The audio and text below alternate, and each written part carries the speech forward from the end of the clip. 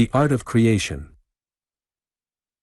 Passing on from the consideration of the more familiar forms of the application of efficient constructive imagination, you are now asked to enter into a consideration of a still higher phase of that creative power which is a mode of manifestation of your personal power. Your personal power, in turn, is but a phase of the all-power, that power in which you live and move and have your being, and which is that all which is in all things, and in which all things are. You are now asked to consider the subject of your creative power in its higher phases of manifestation. Creation is an attribute of the highest power of which you can have any knowledge, or of which you may dream. Whatever else the supreme power may be, or may not be, it must be conceived as creative power. The fact that the power behind creation must be creative, and the fact that creation must be the result of power, must bring to the mind of the true thinker the conviction that in creative power is to be found power in its most essential and elemental aspect. In creation you participate with the supreme power. To create is to bring into being, to cause, to produce. Man may be said apparently to create in several ways, yet at the last he is found to be able to create in only one essential way, and that one essential way in which he can create is found to be the way in which the ultimate creative power proceeds in its own creative work. It will be well for you to become convinced of the essential and elemental nature of your own creative power, in order that you may realize the majesty and dignity of the forces and energies which you call into play and operation in your own creative activities. First of all, you can create material objects by means of combining other material objects. Thus you bring into being houses, boats, railroads, shoes, and every other class of things which are manufactured or made from material things. Secondly, you can create material things by changing the arrangement of the constituent parts of other material things, as for instance, you create butter by means of churning cream, or you create ice by freezing water. Thirdly, you can create things by analysis or separation of the parts of other things. For instance, you create certain chemical substances by separating them from more complex substances of which they have formed a part, or you create a statue by cutting away the surrounding marble from about the form of the created thing. The above classification will be found roughly to include practically all the forms and phases of creation with which you are most familiar. But we have omitted from it its most essential element, that element which constitutes the spirit of all of your creative work, namely the element of mental creation. At the last, all of the above-mentioned forms of creation are discovered to be merely the objectification of the subjective mental creation. In the three forms of creation, above mentioned, you have merely employed the materials at hand, and formed new combinations with them. You brought none of these original materials into being. You merely found them in being and gave new objective forms to them.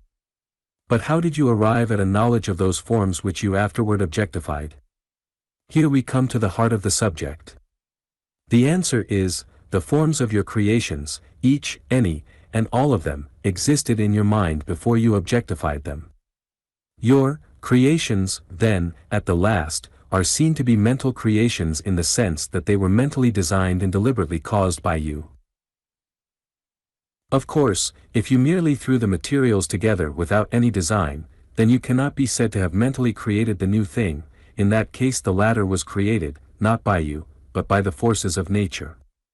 This, also, would be the case in the event that you discovered a chemical process, by accident, and without design, or where you unwittingly set into operation some of nature's forces, and thereby called into appearance certain new forms, arrangements, separations or combinations.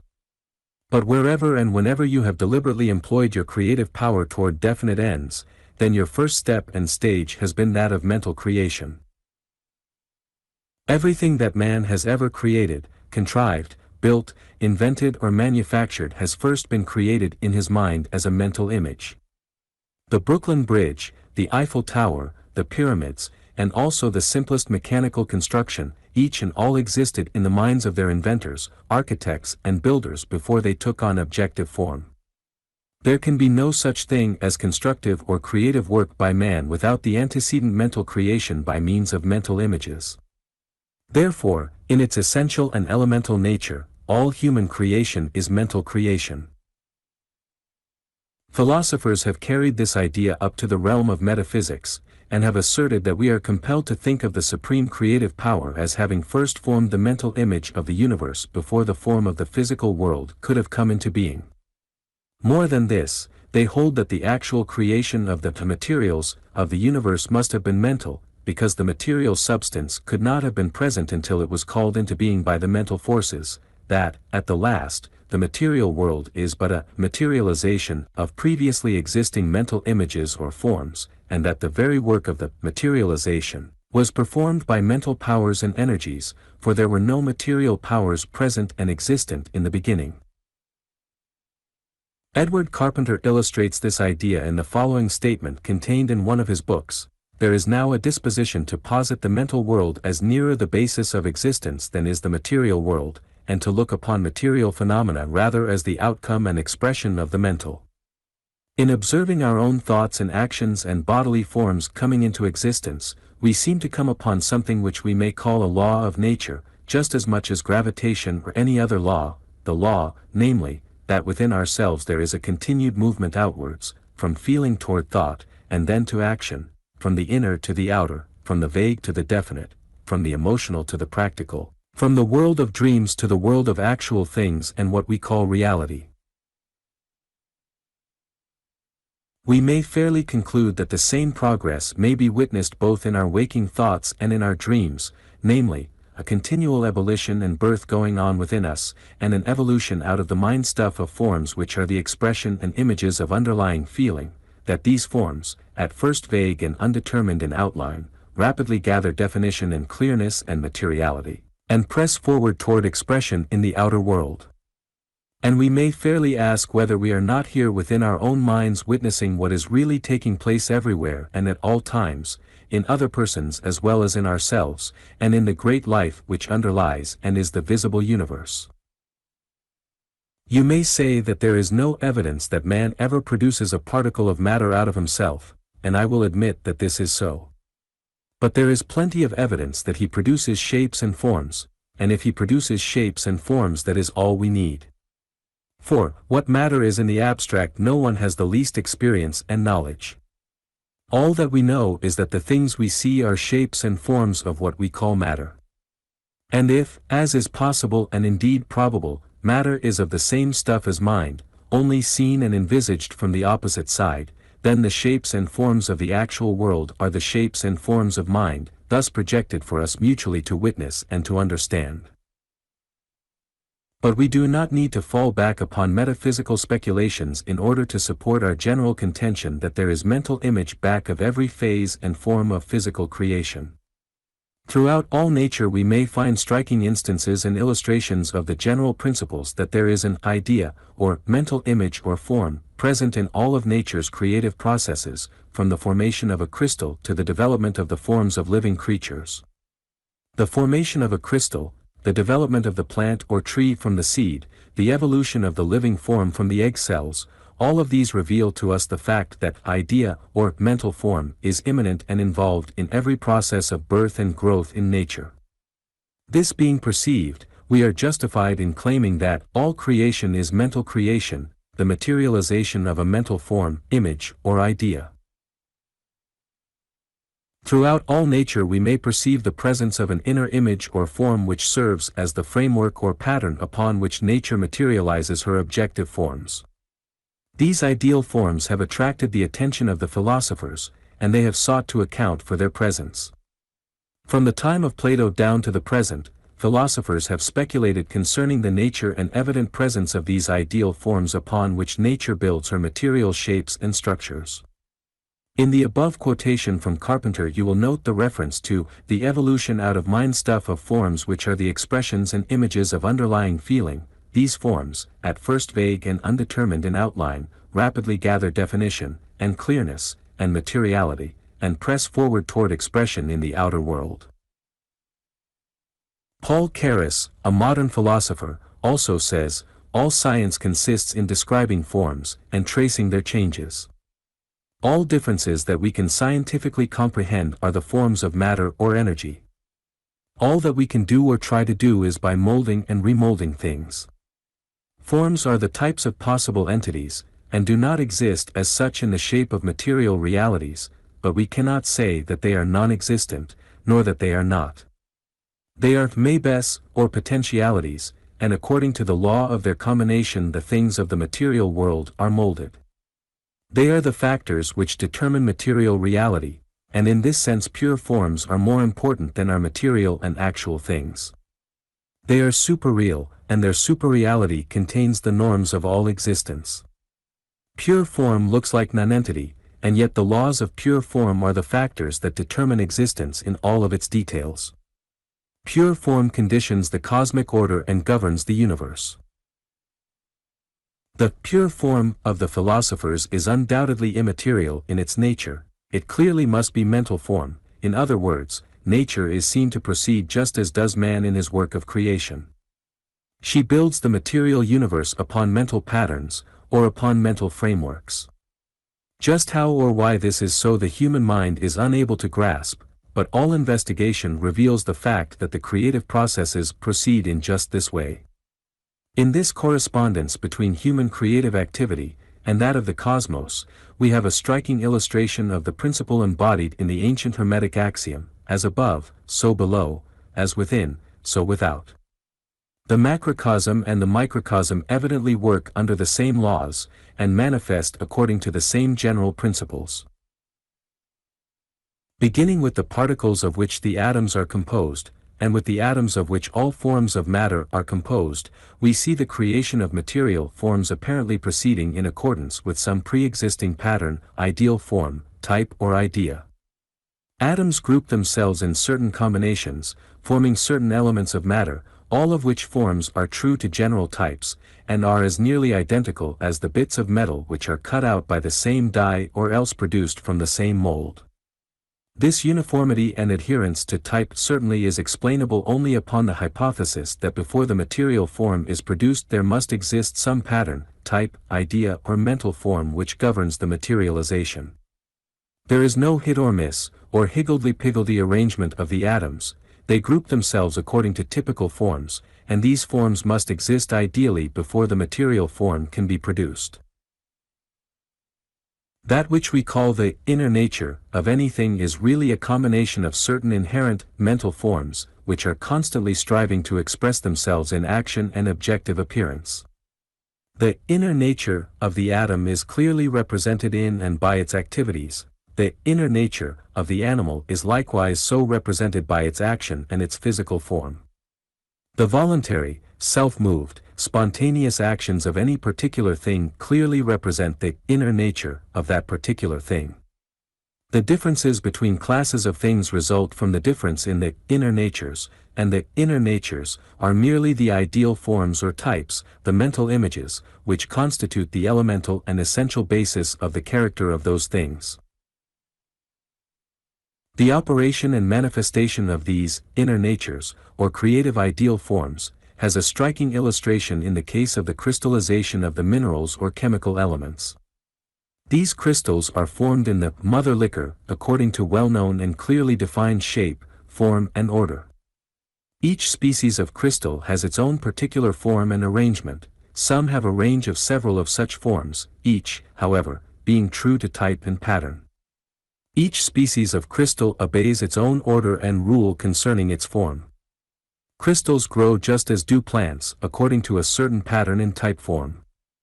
These forms and orders of arrangement are not caused by outside forces or energies, they result from the forces of the mineral or chemical substance, from the operation of internal, inherent energy, and in response to some inner idea, form or pattern which constitutes the inner nature of the mineral or chemical compound. In the same way, we find that in the material form of the germ of the acorn there dwells an inner nature, composed of these ideal forms or mental images, these inner patterns. These inner forces determine the material form which the sprout, root, leaves, and the complete tree shall assume. The deviations from the ideal forms result from the influence of external forces serving to modify and deflect, to cramp and to hinder, the expression of the inner form, but the inner pattern is always there doing the best it can to represent itself truly in material appearance. In every acorn there abides the design, pattern, form, and idea of the future oak, and the acorn never evolves and unfolds anything not according to that pattern, design, or idea. In the same way, the seed or germ or every plant, animal, or human being contains within itself its inner nature, composed of ideal form and pattern, type or mold. It is this inner nature, or ideal form, that causes the acorn to develop into the oak, instead of into the pine tree. It causes the egg of the chicken to develop into a chick, and not into a baby hawk. It causes the creature to develop from seed germ into completed adult form, always true to type and ideal pattern.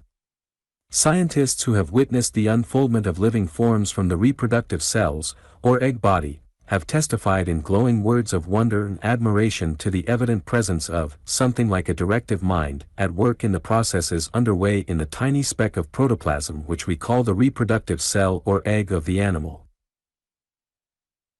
Huxley, describing the development of the tiny egg of a newt, small aquatic salamander, said, "The plastic matter undergoes changes so rapid, and so purposelike in their succession, that one can only compare them to those operated by a skilled modeler upon a formless lump of clay. As with an invisible trowel, the mass is divided and subdivided. Then, it is as if a delicate finger traced out the lines to be occupied by the spinal column, and molded the contour of the body, pinching up the head at one end, the tail at the other, and fashioning flank and limb into due salamandrine proportions, in so artistic a way, that, after watching the process hour by hour, one is almost involuntarily possessed by the notion that some more subtle aid to the vision than the achromatic lens would show the hidden artist, with his plan before him, striving with skillful manipulation to perfect his work." The same great scientist, speaking of the continued life of the newt, says, "As life advances, and the young amphibian ranges the waters, the terror of his insect contemporaries, not only the nutritious particles supplied by its prey, by the addition of which to its frame, growth takes place, are laid down, each in its proper spot, and in due proportion to the rest, so as to reproduce the parent stock, but even the wonderful powers of reproducing lost parts, which are possessed by these animals, are controlled by the same governing tendency. Cut off the legs, the tail, the jaws, separately or all together, and these parts not only grow again, but the new limb is formed on the same type as those which were lost. The new jaw, or leg, is a newt's, and never by an accident more like that of a frog." In the above graphic word picture of Huxley, we catch a glimpse of the subtle, silent manifestations of this materialization of mental images in nature, for the same kind of processes are underway on all sides of us, on all planes of nature's activities, and in all of her phases of life processes. There is constantly underway a process of growth, production, reproduction, building, repairing, replacing, in general creative construction, and in each and all such forms and phases we may see the presence of a given pattern, form, type or mold, an ideal design or scheme upon which the materialization is effected. The governing tendency, referred to by Huxley, is seen to be none other than the operation of that principle of creative mental form upon which all materialization depends. Moreover, we may see the operation of the same principle in the direction of the variation of form, faculty, and function in the life forms. Indeed, this principle constitutes the directing force of evolution. Lamarck and other scientists have shown us that evolution proceeds not only by natural selection, but also by the unfoldment of ideal forms, or mental images.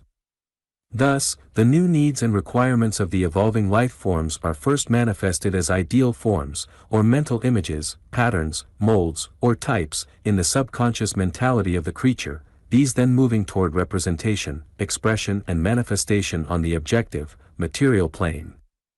Thus the inner nature gradually becomes modified by environment, and the outer form gradually responds to these changes. Illustrating this principle, we call your attention to the fact that certain schools of scientific thought hold that the long legs and long neck of the giraffe were evolved in response to the creative idea working through many generations of its ancestors. The ancestors found it difficult to reach the tender, juicy branches of certain trees, which were needed as food. This need and this difficulty were recognized by the subconscious mentality of the animal, and the creative idea began to shape and fashion the ideal form or mental image of the long legs and long neck, which afterwards manifested in physical form in the descendants of the animal. In the same way were evolved and perfected the long legs and long bills of the wading, fish-catching birds. Again, thus were evolved the cruel beaks and talons of the hawks, eagles and other carnivorous, prey-capturing birds, and the claws and fangs of the carnivorous animals. In short, many thoughtful scientists recognize the existence and activity in nature of a principle which tends to manifest in objective, material form that which has previously existed as a mental form or ideal image in the subconscious mentality of living creatures, the mental form or ideal image having arisen in response to a strong need, want, lack or desire of the creature, as in the illustrative cases above cited. The advance guard of the new psychology carries this principle to its logical conclusion when it asserts that the human being is able to set into operation great natural forces tending to produce similar objective results when he deliberately creates strong ideals, and then passes the same down to his subconscious mentality. Here is a hint at a mighty principle. Many persons are disposed to regard as more or less unreal and unsubstantial anything that is purely ideal and mental in its nature. To such we would cite the celebrated rule of Spinoza, viz., a thing has only so much reality as it possesses power. Applying this rule to the ideal forms or mental images underlying material forms, you will discover that such possess a very high degree of reality and substantiality. Ideal forms and creative mental images are not merely such stuff as dreams are made of, but in reality are strong, powerful forces. In fact, many manifestations of natural forces are really efforts toward the expression of the creative idea. The inner form striving to manifest in the outer form often exercises a tremendous force. The inner form of a growing plant has been known to crack a heavy concrete block, and the power of growing roots, arising from the inner urge of the ideal form, has been known to tear asunder heavy foundation stones. John Burroughs, the great naturalist, says concerning this force of the inner form striving for outward expression, we know that the roots of trees insert themselves into seams in the rocks, and force the rocks asunder. This force is measurable, and often is very great. Its seat seems to be in the soft milky substance called the cambium layer under the bark. These minute cells, when their force is combined, may become regular rock splitters. One of the most remarkable exhibitions of plant force I ever saw was in a western city where I observed a species of wild sunflower forcing its way up through the asphalt pavement. The folded and compressed leaves of the plant, like a man's fist, had pushed against the hard but flexible concrete until it had bulged up and then split, and let the irrepressible plant through. The force exerted must have been many pounds. I think it doubtful if the strongest man could have pushed his fist through such a resisting medium. If it was not life which exerted this force, what was it? In the same way, the great giants of the forest have pushed their way up toward the skies, counteracting the pull of gravitation, and lifting weights which it would have required mighty machinery to move. The mental pattern in the giant redwood trees proceeds to the materialization of the gigantic outer form of the tree, and the inner urge of the ideal form calls to its aid the mighty latent forces of nature in order to materialize that which is contained in the ideal form or mental image of the living organism of the tree. Nature seems ready to furnish such power to the inner urge, provided that such is sufficiently needed, insistently desired, and persistently demanded, and provided that it is called for in the right way. If man ever obtains the inner secret of this demand, he will have the creative powers and forces of nature in his hands. Already he has acquired a portion of this secret, and is able to perform mighty creative work by directing his mental powers toward the physical plane. In this instruction we seek to disclose the principles of this process to you. The attention of certain philosophers has been attracted by this manifestation in nature's activities of a process closely resembling constructive imagination. They venture the hypothesis that the creative powers and processes of the human mind have an equivalent in nature's processes of growth in living forms, vegetable and animal. A little known, though worthy, metaphysician has gone so far as to elevate to the rank of the ultimate world principle that which we know as the constructive imagination. He asserts that there is a cosmic constructive imagination working in nature, producing the myriad forms and varieties of vegetable and animal forms. He holds, further, that the same principle, in the form of the human constructive imagination, enables man to become a creator on his own plane of life. This metaphysician holds that constructive imagination is the essential characteristic attribute of the ultimate principle of the cosmos. He holds that this essential attribute is inherent in the very essence of all things, and in the world as a whole. He postulates its existence in the all-thing as an immanent principle, just as in the kernel of the plant seed there exists an immanent principle which will give to the evolving plant its form and its type of organism. This cosmic principle, he asserts, has manifested the myriads of vegetable and animal forms which have existed, or now exist, and will so manifest those forms which shall in the future exist in the world. He holds that the first creations were quite simple, but that little by little the cosmic constructive imagination increased its energy and manifested in more complex forms. He cites Darwin as testimony that in nature there has been a slow evolution of organized forms, proceeding from the simple to the more complex, and so on. We are not here concerned with philosophical hypotheses, nor with metaphysical speculations, but, at the same time, we feel it proper to direct your attention to the fact that there is manifest in all nature the operation of a powerful principle which proceeds from the inner form to the outer manifestation, from the ideal image to its materialization in objective form. We have given you in the foregoing pages certain typical illustrations of the operation of this natural principle or process. By looking around you at the world of living and growing things, you will be able to perceive countless instances of the operation of the same power, once your attention has been called to it. Likewise, we wish to call to your attention the fact that many earnest thinkers hold that that which is called the constructive imagination in the mind of man is but a special form of the same great natural principle, and that man himself, like nature as a whole, has within himself the power of creation by means of the materialization of his ideal forms. Your experience has taught you that the men who have accomplished the great creative achievements in art, literature, mechanics, invention, building and business construction, have created the outer manifestation in accordance with the inner ideal or mental picture, the latter serving as the model, type, mold or pattern of the former. But the principle operates over a much wider area, and extends to a much deeper level of being, than you have realized. It is a fact acknowledged by many very careful observers and reasoners that the man of strong ideals, he whose mind contains strong, dear mental pictures of that which he hopes to accomplish, actually sets into operation the forces, powers and energies of his entire mental and physical being.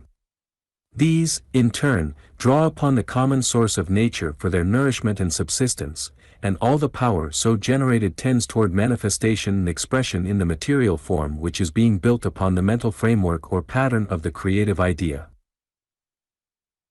Just as the oak is able to draw upon nature for power with which it may lift itself far above the surface of the earth, and to send forth mighty limbs and branches, just as the growing plant is able to secure from nature sufficient force to enable it to push aside, or break through the obstacles in the path of its progress, even through concrete blocks as we have seen, so may the creative idea of the man who knows be able to draw upon nature for the still more subtle forces of her laboratory, needed to materialize his ideal forms, to make his ideals become real.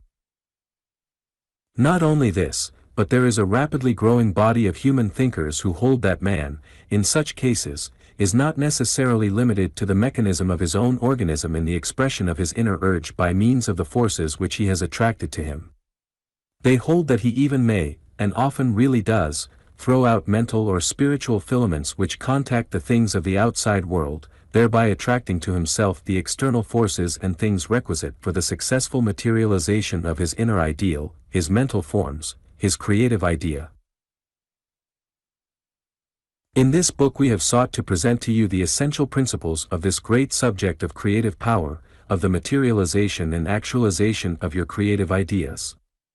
In doing so, however, we first asked you to become far better acquainted with an existing field of mental activity which you have previously undervalued and grossly misunderstood, your power of constructive imagination. This mental stone, heretofore rejected by the builders of the Temple of Mental Power, is now being recognized by advanced thinkers as quite worthy of being given the place of honor as the cornerstone of the great structure. We are fast approaching the place in which we shall see the inner meaning of the ancient philosophers who asserted that in will and imagination, combined and harmonized, are to be found the secret of power. Dynamic idealization. In the instruction contained in the several books of the series of which the present volume is a part, there is frequent reference made to the master formula of attainment, which is as follows. I. Definite ideals. 2. Insistent desire. 3. Confident expectation. 4. Persistent determination. V. Balanced compensation. The spirit of the master formula is expressed in popular phrasing as follows: you may have anything you want, provided that you, 1. Know exactly what you want, 2. Want it hard enough, 3. Confidently expect to obtain it, 4. Persistently determined to obtain it, and 5. Are willing to pay the price of its attainment. In other books of the series these several elements of the master formula are considered in detail, are fully explained, and methods for their effective application are indicated. In this concluding section of the present book, however, we ask you to consider the first element, i.e., that of definite ideals, from an angle somewhat different from that adopted in the other books of the series. In these other considerations of the subject of definite ideals, that important element of the master formula generally has been treated as practically synonymous with the idea of definite purpose. But definite purpose really is but one of the several phases or forms of definite ideals, the particular phase or form which is involved in the manifestation of will power, to some extent, in that of desire power, and in that of logical power. In faith power, however, there is manifest a somewhat higher form of definite ideals. Likewise, in some of the higher mental and spiritual activities there is found present and active a transcendental phase or form of definite ideals. Thus, you see, the term definite ideals represents a general concept or idea which has several lesser elements. It includes the concept of definite purpose and also several other important secondary concepts. In our present consideration of the subject, we shall confine our attention to that aspect of definite ideals which may be called creative ideals. The term is appropriate, for the essential nature and characteristic activities of such ideals are primarily creative. Creative ideals call into operation the strongest and most intense activities of desire power, the most earnest and inspiring faith power, the most persistent and determined will power, the most capable and efficient subconscious power. In fact, it acts upon and through the most potent energies of all of the mental, emotional, and volitional elements of the mind, soul, or spirit of man. More than that, it reaches out into the great world beyond the personal limits of the individual, and operating through some of nature's subtle but potent forces, it sets into motion and activity many things, persons, events, causes and processes over which, in the ordinary view, the individual apparently has no direct control. Perhaps it will be as well to begin by arriving at a clear and definite understanding of the term ideal, as employed in this instruction. It has well been said that, there is a mighty magic in words, rightly understood. The old Chaldean oracle announced this ancient thought in these lines. There are names in every nation, God-given, of unexplained power in the mysteries. First of all, we find that our term has its origin in the term idea, which evolved from an old Greek word meaning to see. Idea is defined as 1. A mental image of any visible object, object of sense, or spiritual object, 2. A general notion, or a conception formed by generalization, hence, 3. Any object apprehended, conceived, or thought of, by the mind, also, 4. A belief, opinion, doctrine, or principle, and 5. A plan or purpose of action. Underlying all of these meanings is found the essential notion of existing in the mind. An idea is always mental, never material.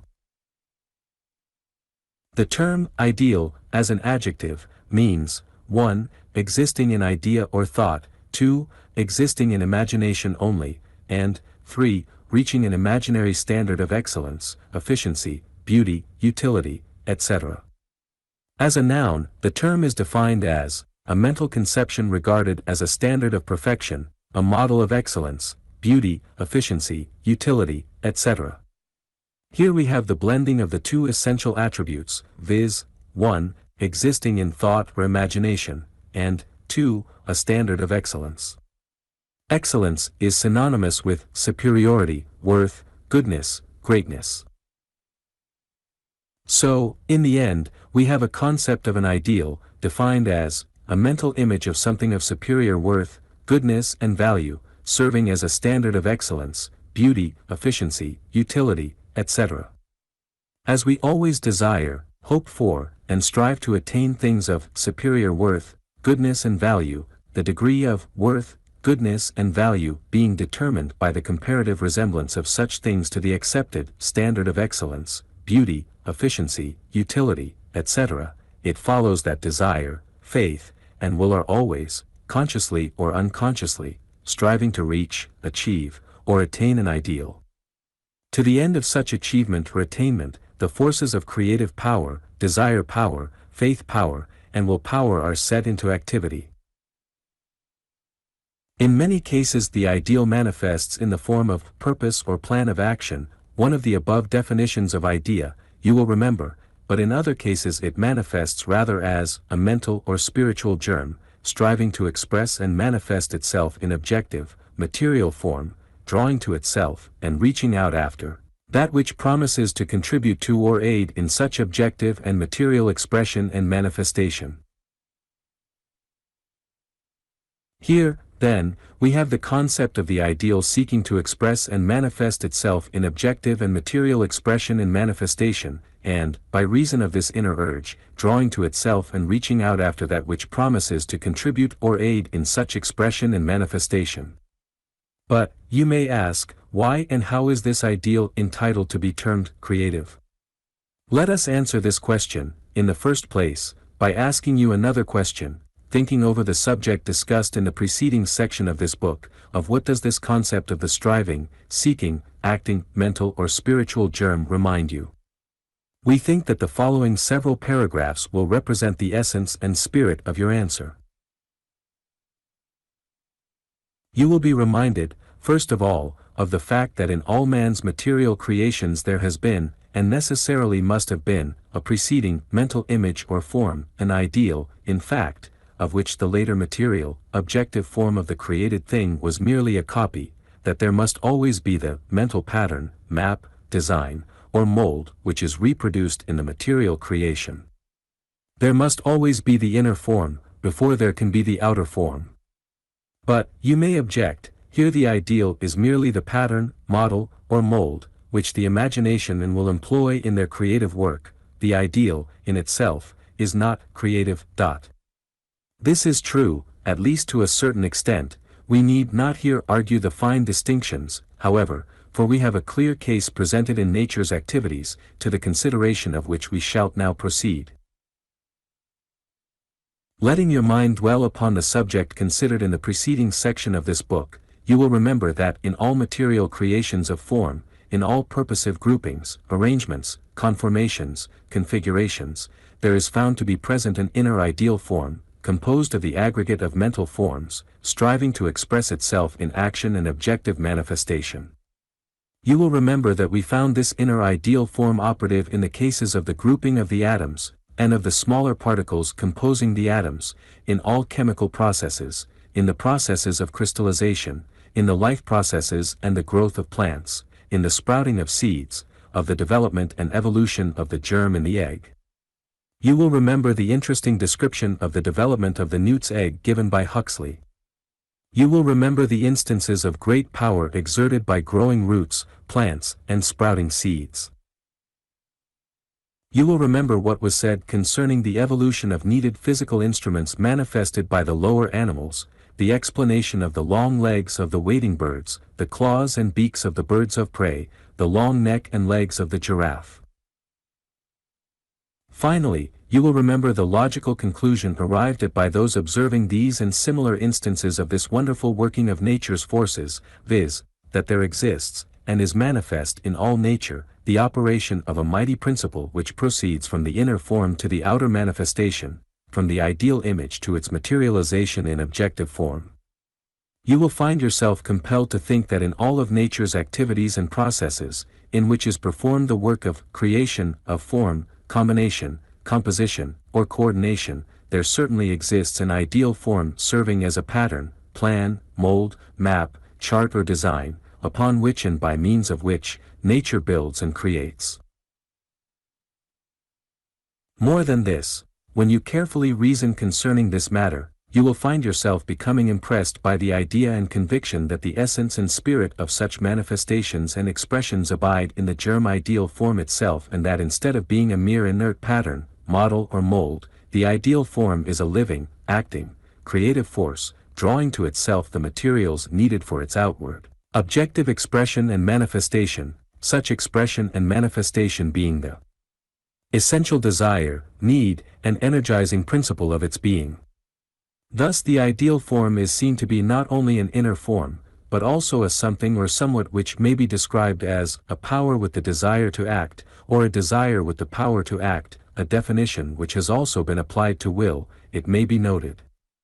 Here, once more, is seen the close relation of imagination to will, a resemblance which by many philosophers, and by all occultists, is regarded as of the deepest significance. That there is a dynamic force in the ideal forms which are found to be present in nature's creative processes, cannot be doubted. Everything points to this conclusion. On all sides proofs supporting this contention may be found. In nature, it is seen that there is a creative ideal form as the nucleus of every creative process. Forms, combinations, coordinated activities, arrangements of parts, elements and factors of composition, are found to group themselves around the nucleus furnished by the creative ideal. Just as the germ in the seed or egg gathers to itself the material that it needs for growth, just as the seed or egg freely employs the natural forces at its disposal, and they are always at its disposal, you should note, in order to manifest and express itself in creative growth, so in every creative ideal form there is found to be present that power to employ natural forces for its purposes, the instinctive knowledge how and when to employ those forces efficiently, and the desire, will and ability to draw to itself the material needed for its growth, development, expression and objective manifestation. Proceeding from the macrocosm to the microcosm, from nature to man, and applying the ancient Hermetic axiom, as above, so below, we would consider it logically certain that in man, the individual, we should find a corresponding condition of things, i.e., the presence and power of the creative ideal form, the action of the latter in the direction of drawing to itself the material required for its objective expression and manifestation, and the capacity for employing natural forces for the purpose of accomplishing its end. We should expect to find that, in man as in nature, the creative ideal form not only seeks to express and manifest itself in objective form and action, but also actually does so express and manifest itself, and also is able to press into its service the subtle forces of nature, provided, always, that the creative ideal form be, 1. Sufficiently strong and active, and, 2. Sufficiently clear and definite. The spirit of the requirements being that of concentrated power, discover that we have not been deceived nor conducting the above-mentioned inquiry, we mocked, we find that the axiom, as above, so below, holds good in this as in many another case. We find that the men and women who have accomplished great things have always possessed these dynamic creative ideals, and that those who have so possessed them have found operating within themselves a mighty power of nature, and have been conscious of the effects of these activities manifesting in the world outside of themselves. The individuals of great attainments sooner or later have become aware of this correspondence between the inner dynamic creative ideal, and the events and happenings of the outside world which are correlated to the inner purpose. The individual with the dynamic creative ideal has established within himself a great focal center of energy and power, and to that center are being attracted and drawn things, persons, circumstances, thoughts, ideas, powers, and other things which are needed for the objective expression and manifestation of the inner ideal form. Even in the lesser activities of man, in the more mechanical forms of work, he is able to perform better work, and to perform his work more efficiently, if he maintains a sufficiently clear and strong creative ideal form of that which he wishes to materialize in objective form. Psychologists have told us that the best workmen are those who visualize the whole of what they propose to do, before they take a tool in their hands, this being equally true of strategists, artists of all kinds, physicists who contrive new experiments, and all others who do not follow mere routine. They have told us, for instance, that no man can be a good plumber unless he uses his imagination. The ideal and its mental image must precede the actual laying of the pipe. Likewise, that the blacksmith is efficient only in the degree in which he employs his imagination. Every time he strikes the red-hot iron, he makes it approximate the ideal image in his mind. Kay says, a clear and accurate idea of what we wish to do, and how it is to be effected, is of the utmost value and importance in all of the affairs of life. A man's conduct naturally shapes itself according to the ideas in his mind, and nothing contributes more to success in life than having clear, strong ideals, and keeping them continually in view. Numerous unexpected circumstances will be found to conspire to bring it about, and even what seems at first hostile may be converted into means for its furtherance, while by having the ideal constantly before the mind, one will be ever ready to take advantage of any favoring circumstances that may present themselves. Bain says, by aiming at a new construction, we must clearly conceive what is aimed at. Where we have a very distinct and intelligible model before us, we are in a fair way to succeed. In proportion as the ideal is dim and wavering, we stagger and miscarry. John Burroughs says, no one ever found a walking fern who did not have the walking fern in his mind. A person whose mind is full of Indian relics picks them up in every field through which he walks. They are found and quickly recognized, because the eye has been commissioned to find them. In the great field of activities comprising the realm of desire, we find that the energizing force of desire is called forth in proportion to the degree of clearness, definiteness and distinctness of the ideal presented to it. Desire always is called into action by the presence and power of ideas and ideals. Desire is always the want of this thing, or the want to do that thing. It cannot want or want to unless an idea or ideal is present in sufficient force and definiteness to call forth its activities. In fact, a strong ideal often arouses and attracts to itself such a degree and amount of desire that the ideal itself seems to be but a focal point of desire, or the desire seems to be the very soul of the ideal.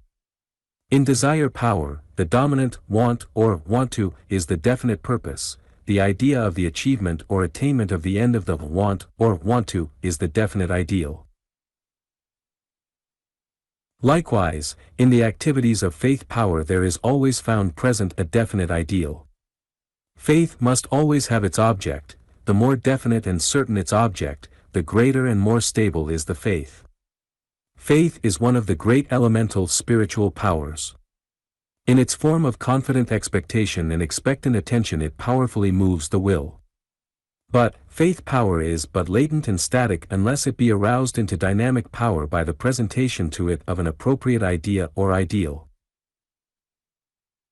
Finally, the activities of will power are called forth only in response to the idea or ideal which has, in the first place, aroused the desire which rises into will, and which, in the second place, has served as a standard of measurement of will values, and, which in the third place, now serves as a beacon, standard, or mark placed far ahead on the path of attainment, serving to point out the way to be traveled and the direction to be followed.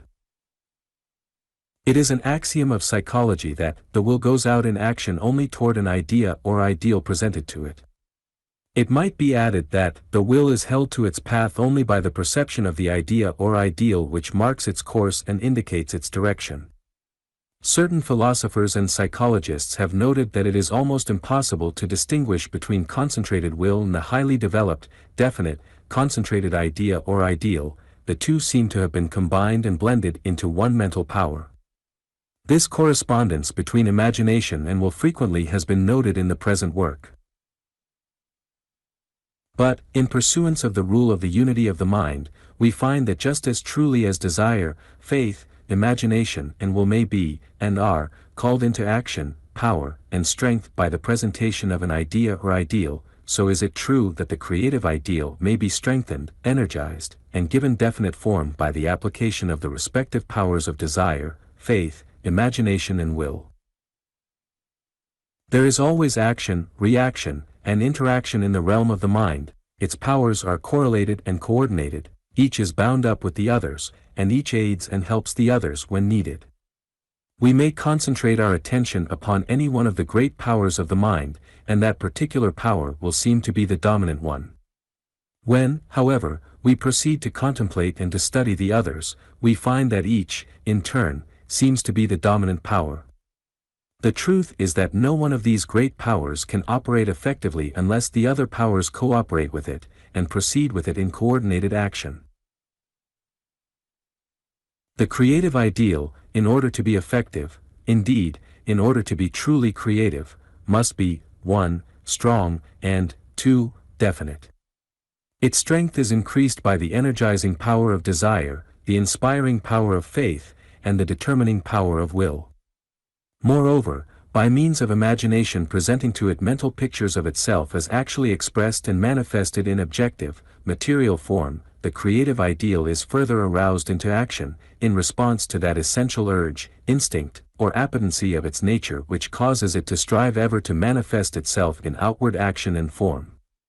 In strengthening an ideal form which you wish to raise to the rank and power of a dynamic creative ideal, you should bring to bear upon it the combined powers of your desire, faith, imagination, and will. The creative ideal, in order to be effective and truly creative, must be dear, positive, and definite. Here the ideal calls upon those mighty twin elements of the spirit, the ideative and volitional faculties, namely, imagination and will. Imagination supplies the definite pattern, model, or design which the ideal wishes to manifest, while will proceeds to cut away the encumbering marble or granite which hides the definite form of the ideal as represented by the artist's pattern, design, or mold. Will, however, does not create the ideal is self-created, or else is originally created by that I am I, which is the center and focal point present in the mental kingdom. But will serves a necessary purpose and an essential task when it proceeds to chip away, to chisel away, to hammer away, all the great mass of mental granite or marble which hides the beautiful inner form of the ideal, its pure form.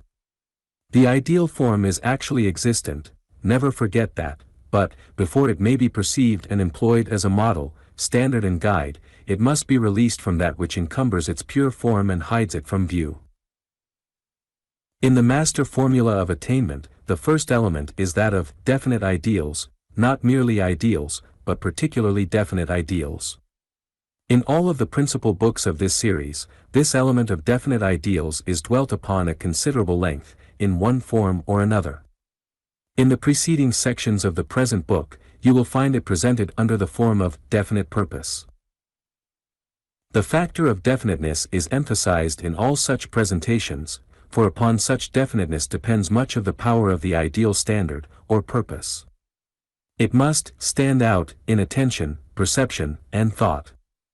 It must represent the just what of the want, ambition, faith, effort, or thought. It denotes just what you like, desire, believe in, adopt as a standard of values, use as your guide on the road of attainment, and strive to manifest and express in thought, word, and deed.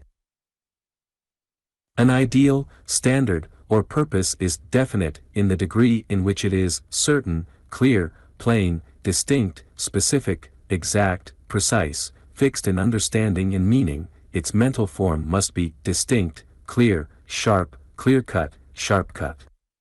Indistinctness, indefiniteness, ambiguity, uncertainty, vagueness, and obscurity of understanding and meaning, are to be avoided in your ideals, that is, if you wish to have them creative and dynamic.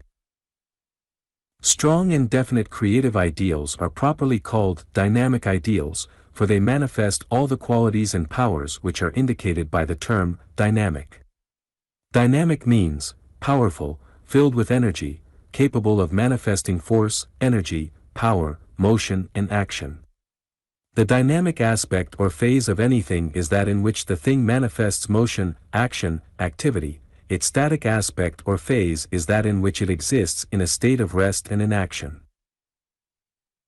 Your dynamic ideals are those ideals existing in your mind which are, 1. Sufficiently powerful to move into action, and to manifest their inherent force and energy, and, 2. Sufficiently definite to concentrate those forces and energies into a one-pointed focus of ideas and will. Only a dynamic ideal can be a creative ideal, and all dynamic ideals are, and must be, creative ideals, by reason of their very nature. The dynamic ideal must create, for creative activity is its essential nature. Creation, as you know, consists of compounding, composing, building, putting together, making, manufacturing new forms from the materials at hand. The dynamic ideal tends to express and manifest itself in creating a new environment for its possessor, in building a new set of conditions for him, such environment and conditions, however, being in harmony and agreement with the spirit of the ideal. In short, the dynamic ideal tends toward making the ideal become real, in building up a material world of experience corresponding to its inner mental world of experience. It experiments in order to build up the experience. It tears down, rebuilds, builds anew, just as the mind of the inventor, the artist, the writer, proceeds in creating its particular form of expression. The dynamic creative ideal, in fact, is composed of two associated elements, namely, a. the element of definite and concentrated idea, and b. the element of definite and concentrated will. The idea plans, invents, and points out the direction of the action, the will executes the action according to the plan thus furnished it. This brings us back once more to the teachings of the ancient occultists, who held that, at the last, there are but two fundamental mental or spiritual forces, and these really are but twin aspects of spirit. These two fundamental forces, or aspects, are, 1. Imagination, which was held to involve all thinking, reasoning, and mental imaging of any sort, and, 2. Will, which was held to involve all feelings and desires, all voluntary action, all determination, judgment, decision, and volition. All other mental faculties or powers were held to be but, a. phases or derivative forms of imagination or will, or, b. combinations and compositions of imagination and will, in which the elements of each are blended. In that book of this series entitled Personal Power, we have shown you that the twin giants of personal power are ideation volition, or, in other words, idea will. The more you ponder over this teaching, the stronger will grow your conviction of the underlying identity of ideation and volition, that imagination and will are twin giants, inseparable, always operating in conjunction with each other. This being so, you will begin to understand how and why a strong, vigorous definite ideal may become a dynamic creative ideal by means of calling into operation in effect its twin aspect of dynamic will. For the purposes of easy thought on the subject and the manifestation of this principle, you may think of the dynamic creative ideal as having the soul of idea and the bodily strength of will. You may render your ideals dynamic and creative by means of the employment of desire, faith, imagination, and will. Applying the principle of the master formula, you, 1. must know exactly what you want that creative ideal to be, 2. you must desire insistently that it be such, 3. you must confidently expect that it will be such, 4. you must persistently determine that it will be such, and 5. you must pay the price of work, service, application, concentration, and of the relinquishment of opposing ideas and ideals, desires and feelings. By means of insistent desire, confident expectation, and persistent determination, the creative ideal may be raised to the rank and power of dynamic idealization. Keep your creative ideals always before you, think of them, dream of them, make them a part of your very soul. Encourage them by visualizations of their realization in objective form, brace them with affirmations, give to them the force of habit by endeavoring to act upon their principles as often and so far as is possible. Think, feel, and act in their terms. Assimilate them to such an extent that your personal mental and physical instruments of expression may become their outward machinery. Let even your personal being become as the willing instrument of the manifestation into objective form of these dynamic creative ideals. Live for the purpose of making your ideals become real. What will be the result of the creation and maintenance of such dynamic creative ideals? You may ask.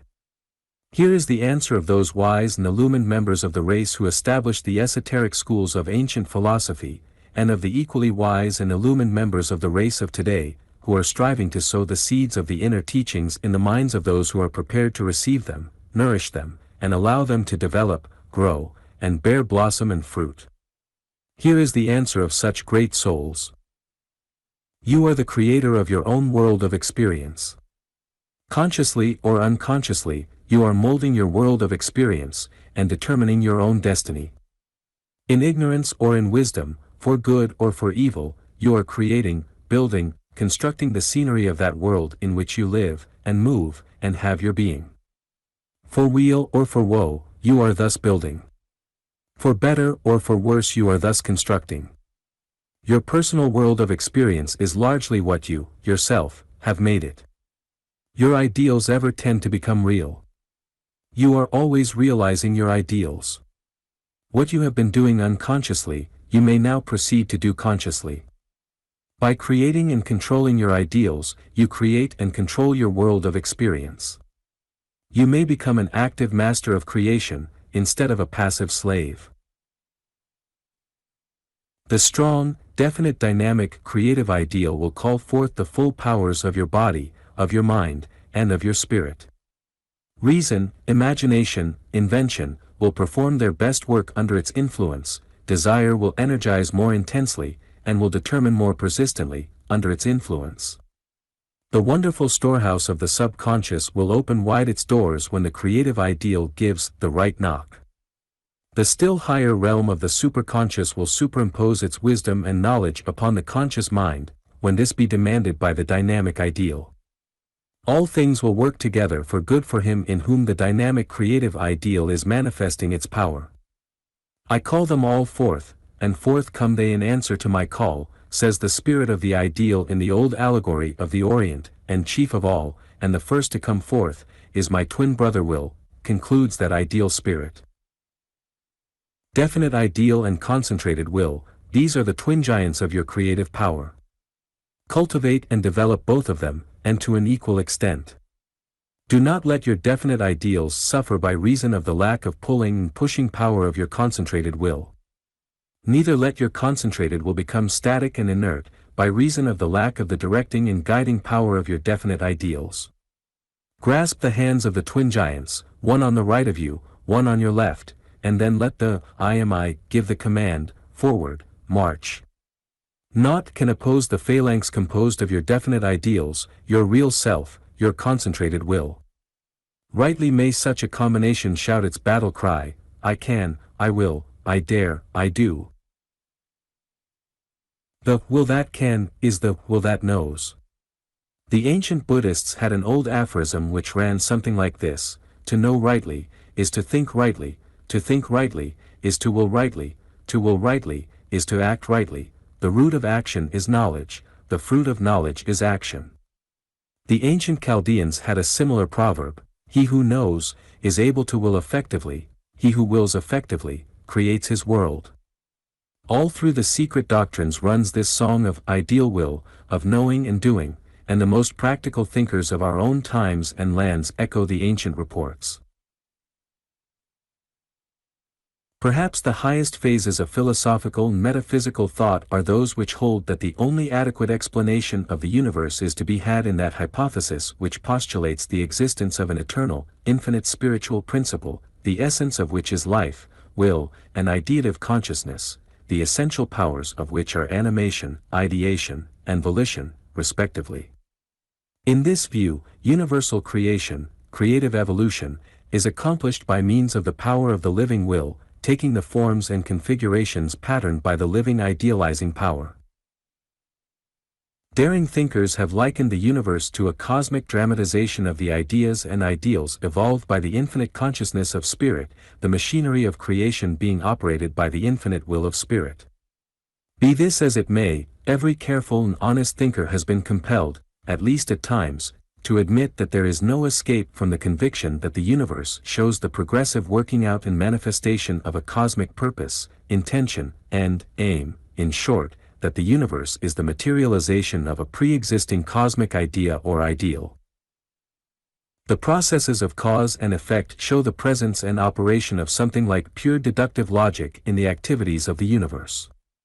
Many poets, writers, and dramatists have pointed out that in the processes of the universe there is manifested the presence and action of something that might be called the author, a something or somewhat that develops a cosmic plot of creation, and then logically, consistently, and artistically proceeds to perform the work of material evolutionary creation upon the lines of that ideal plot. They point out that the characters, circumstances, actions and events of the universe always hang together, always manifesting that unity, coherence and balance which distinguish the literary compositions of the best writers. This lofty conception may be but the fanciful expression of the perception by competent observers of that something at work in the universe, which bears a close resemblance to the something at work in their own minds, or, again, it may be the result of a deep intuition of truth. Whatever it may be at the last, it certainly expresses a conviction that has come to many deep thinkers in all ages and all lands, many of whom had never heard the like expression of others of their kind. Whatever may be the ultimate truth, it is certain that man has at his disposal a mighty creative power, which in its more familiar phases is called constructive imagination, and which in its less familiar, esoteric, transcendental phase is called what? Man, in his own realm is a creator, and the limits of his realm are determined by himself, by his imagination, by his will. Desire power, your energizing forces. Emotive power. Desire power is one of the many phases of personal power, of that personal power which flows into and through the individual from that great source of the all-power of all things which in this instruction is known as power. You do not create your own personal power of any kind, though you may modify it, adapt it, develop it, and direct it. Power, the source of all power, has always existed and will always exist. You generate personal power by drawing upon the great source and fount of all power, by opening your natural channels to its inflow, and by supplying it with the proper physical and mental mechanism by means of which it is enabled to express and manifest itself efficiently.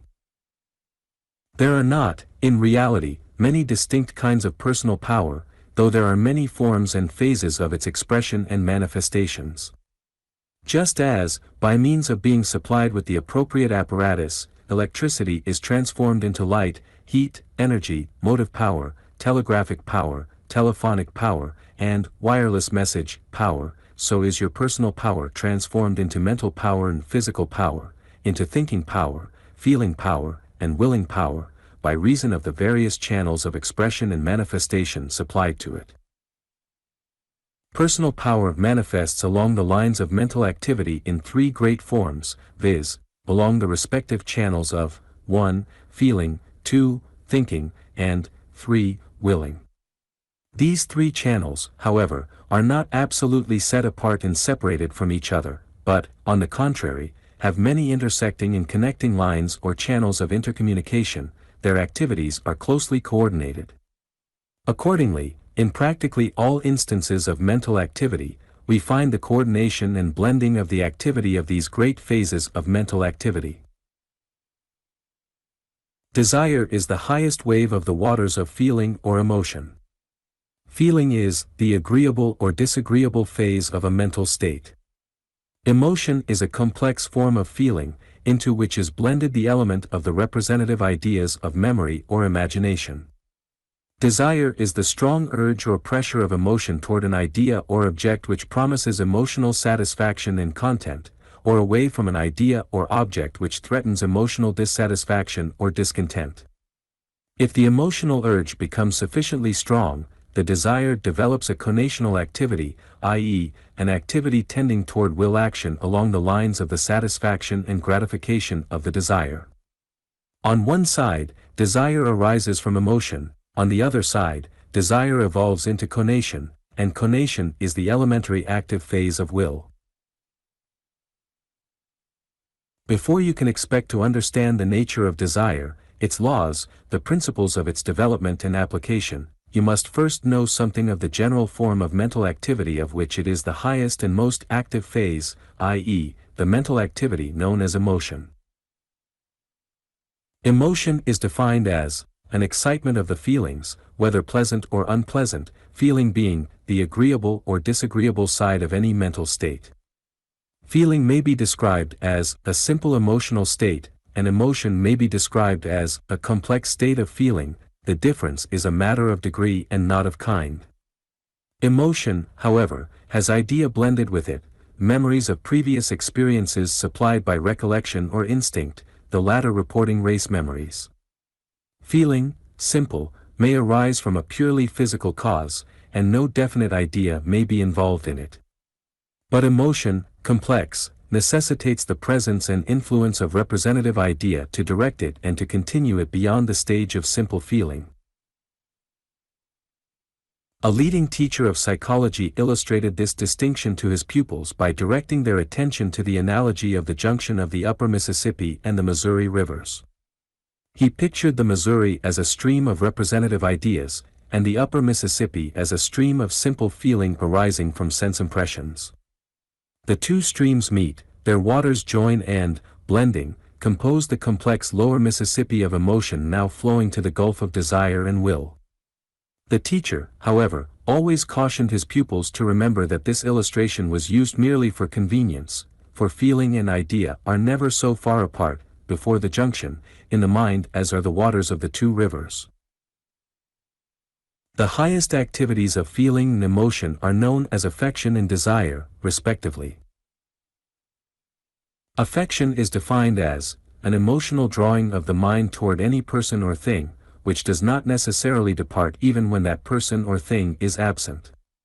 In its latent state, affection may be termed a disposition or tendency toward a person or thing.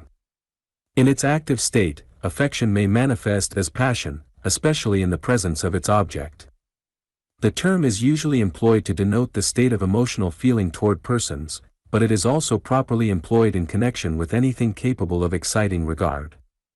Affection, likewise, has its negative aspect. In such aspect the tendency or disposition is that of drawing away from, instead of drawing toward, the object or person arousing the emotional feeling. Positive affection arises from attraction, negative affection arises from repulsion. Affection, then, is seen to be composed of the following two elements, viz. 1. The emotional feeling, and 2. The tendency or disposition to be attracted toward, or repelled from, the object arousing the emotional feeling. Desire is a more complex, and a more active phase of emotional feeling than is affection.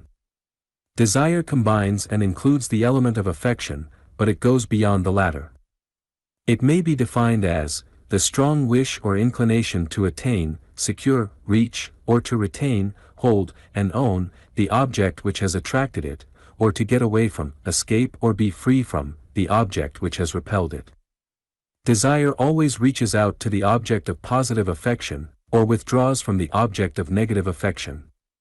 Affection simply is attracted toward or repelled by its objects. Desire takes up the task where affection drops it, and then wishes to lay hold upon the object, to possess it or attain it, or, in its negative aspect, to avoid or escape from that object.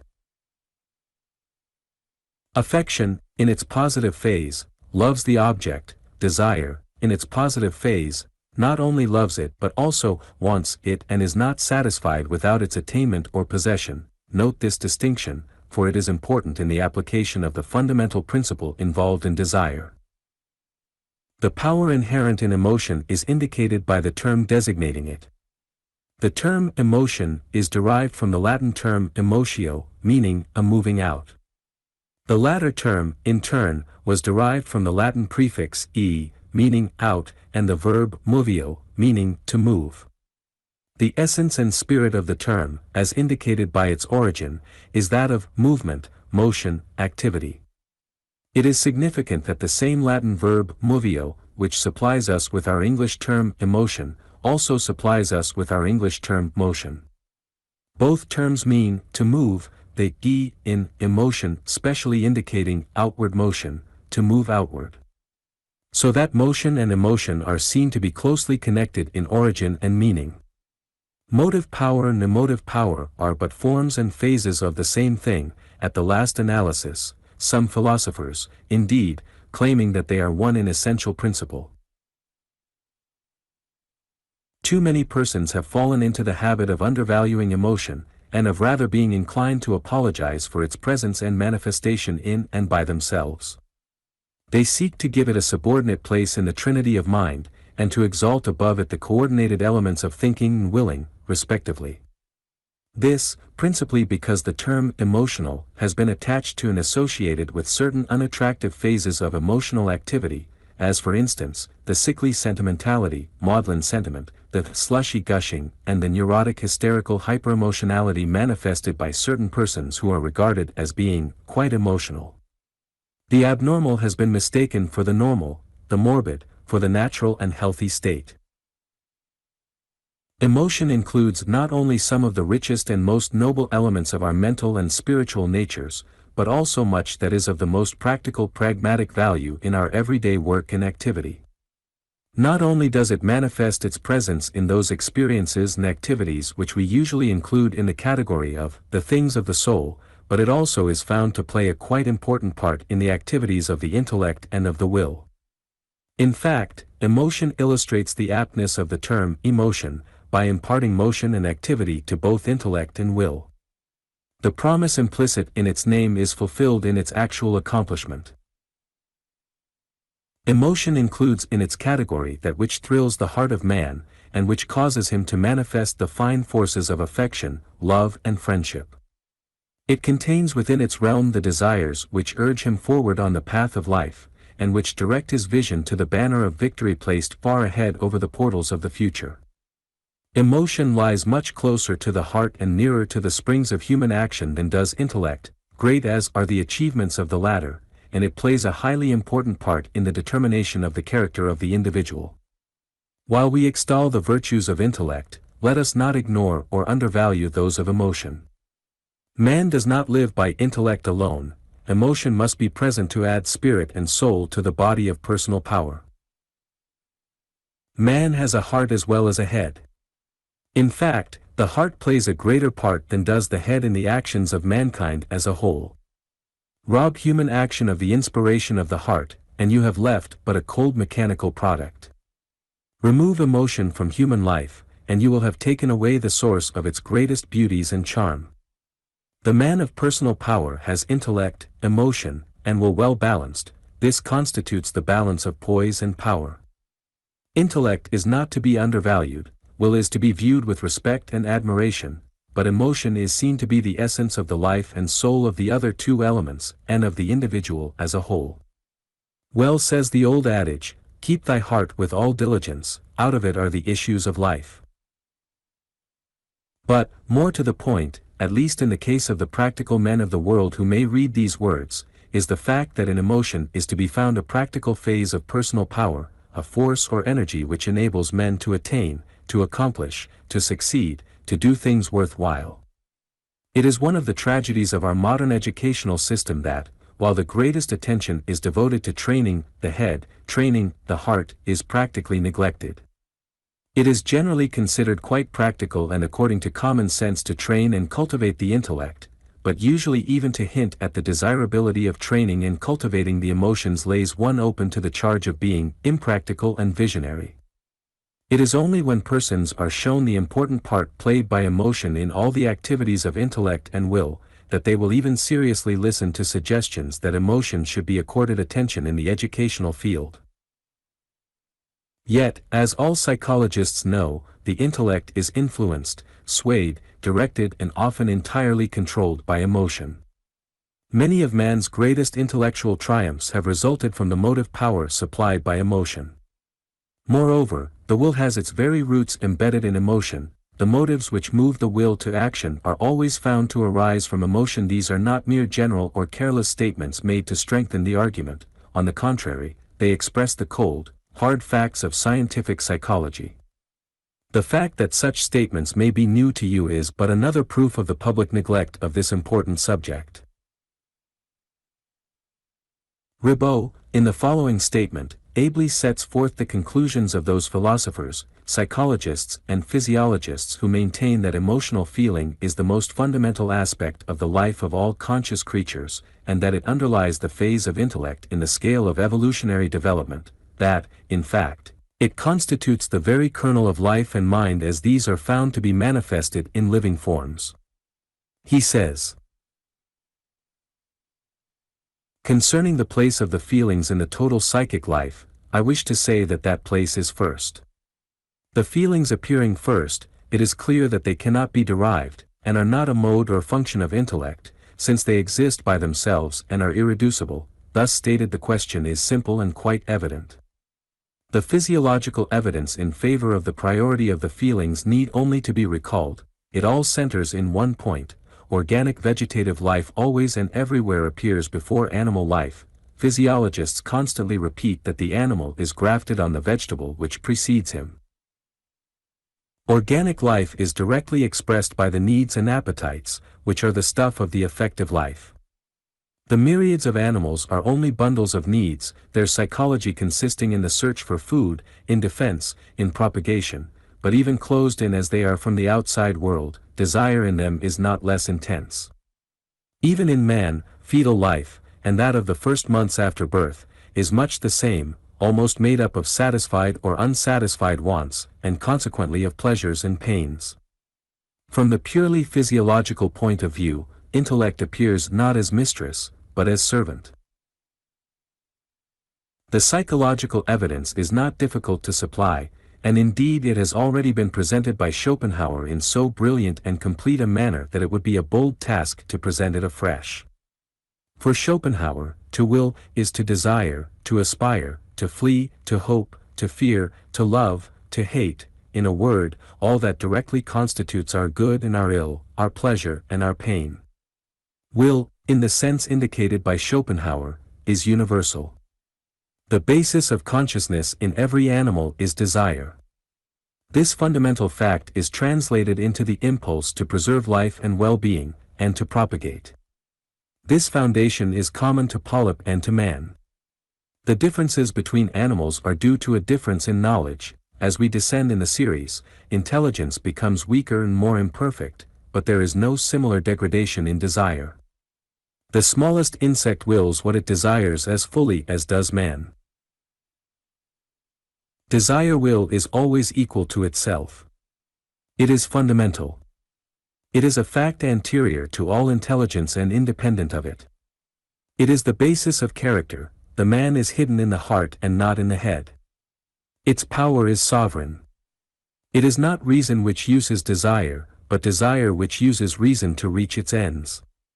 Under the influence of intense desire, the intellect sometimes rises to a degree of vigor of which none would believe it capable. Desire, love, fear, render the most obtuse understanding lucid.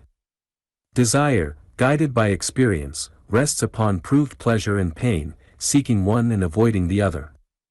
Impulse is the primordial fact in the life of the feelings. Spinoza sums up the whole spirit of the question in his passage: desire is the very essence of man, from which necessarily flow all those things which tend to preserve him. Indeed, philosophers have even dared to speculate that just as desire feeling is the essence and kernel of the life of the individual, so a cosmic desire feeling must be postulated as being the very essence and kernel of the cosmos, of all nature, in all of her manifestations and forms of expression, inorganic as well as organic. Along this same line are those metaphysical conceptions of the infinite power, or infinite being, as necessarily having desire feeling as its attribute, for, otherwise, it is asked, how may we conceive of the infinite ever having begun its manifestation and expression of the created world? Say certain metaphysicians, the infinite must have felt that creation was desirable, else it would never have created anything at all. Such speculation, however, is outside of our field here. We have mentioned it merely to illustrate how fundamental is the idea, and how it ever asserts its power in man's philosophical thinking. Emotion, then, is perceived to be the great incentive to individual motion and action in human life, at least. It is no longer to be regarded as a merely internal, subjective mental state. On the contrary, it is seen to be the internal phase of a mental activity striving to express itself in outward and external activity. Emotion is well called emotion. Emotion is an incentive to action, to mental and physical motion. Emotion strives ever to express itself in action. On its lower side, it blends into certain forms of sensation, on its upper side, it blends into will. Emotion is not that manifestation or expression of fanciful, sentimental, neurotic, hysterical feelings or impulses, something to be apologized for by the person manifesting it.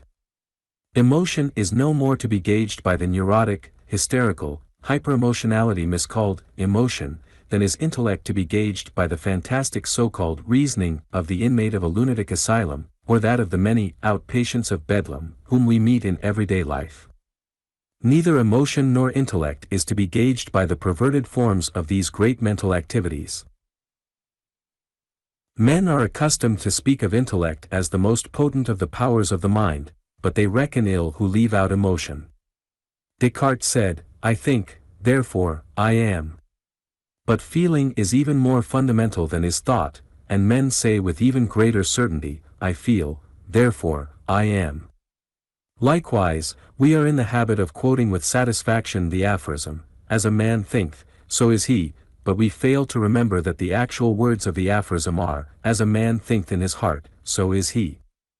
Here, thinketh in his heart, really means, feeleth in his heart, for the heart is the familiar figurative term employed to denote the seat of feeling, just as the head is employed to denote the seat of thinking.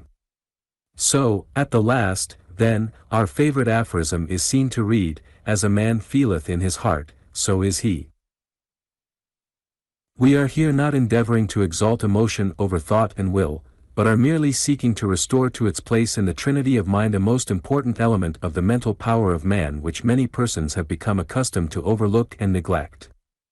Or, changing the figure of speech, we may say that in emotion we have that cornerstone of the temple of mental power which has been rejected by many of the modern builders.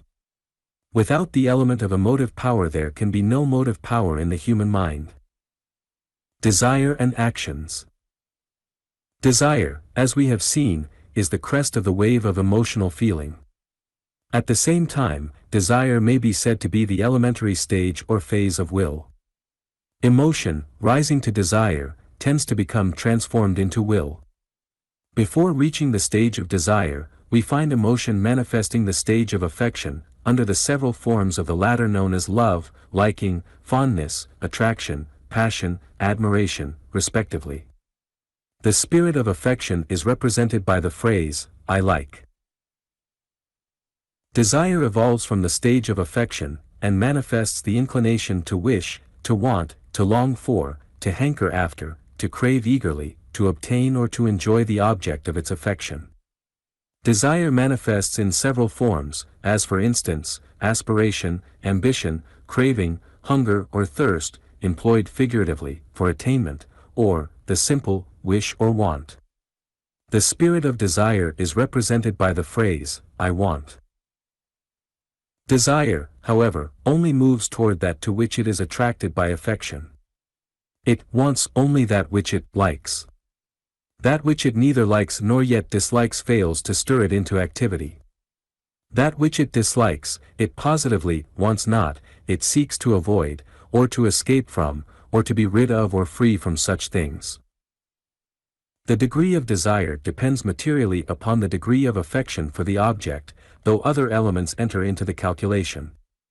As Gordy says, "I will to do this, or that, because of some pleasure or benefit," and that, when analyzed, will be found to consist of some form of pleasure which I hope to gain, or of some pain which I hope to avoid.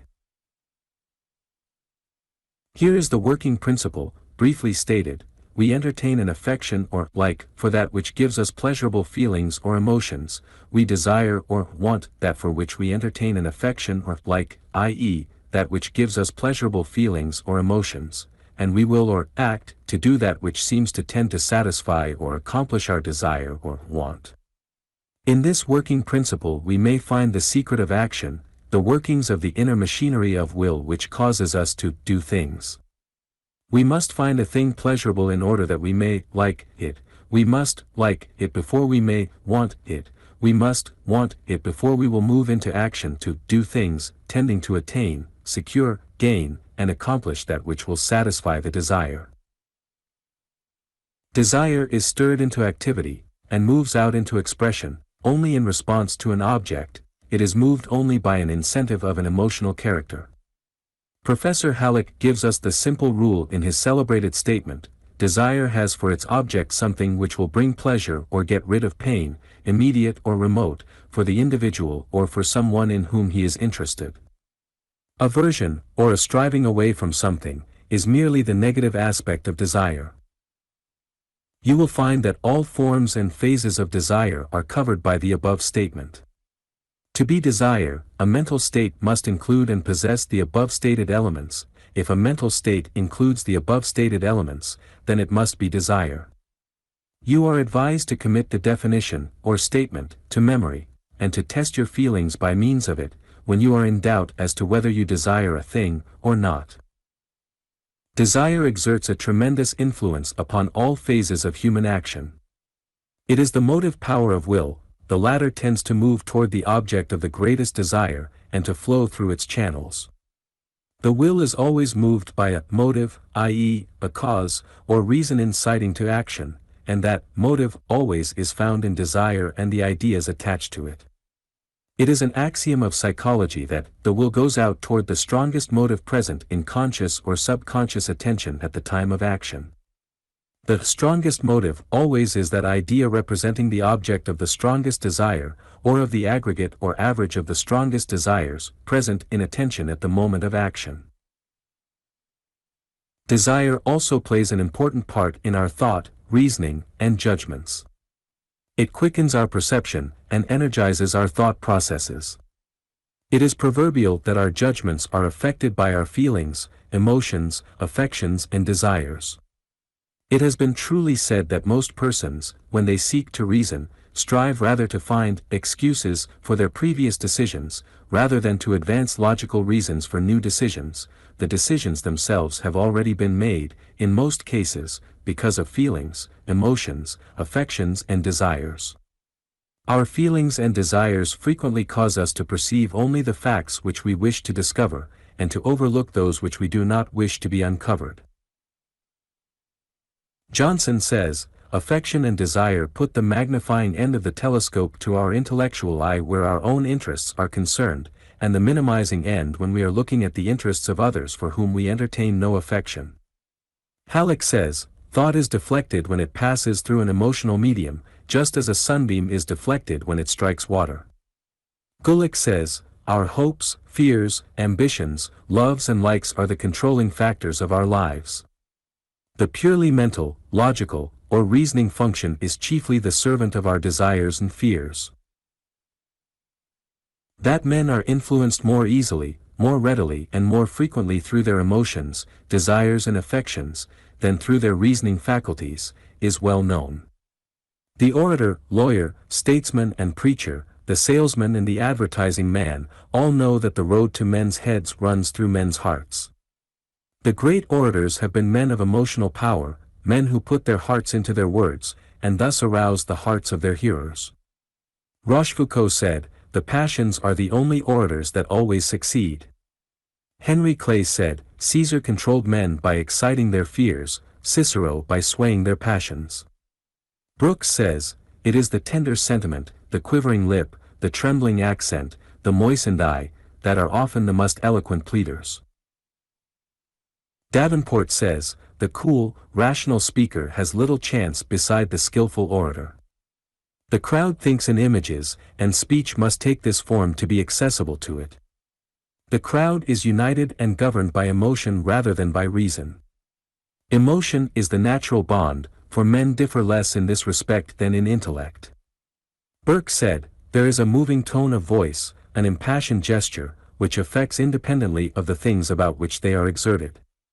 So are there words, and certain dispositions of words, which being peculiarly devoted to passionate subjects, and always used by those who are under the influence of any passion, always touch and move us more than those which far more clearly and distinctly express the subject matter.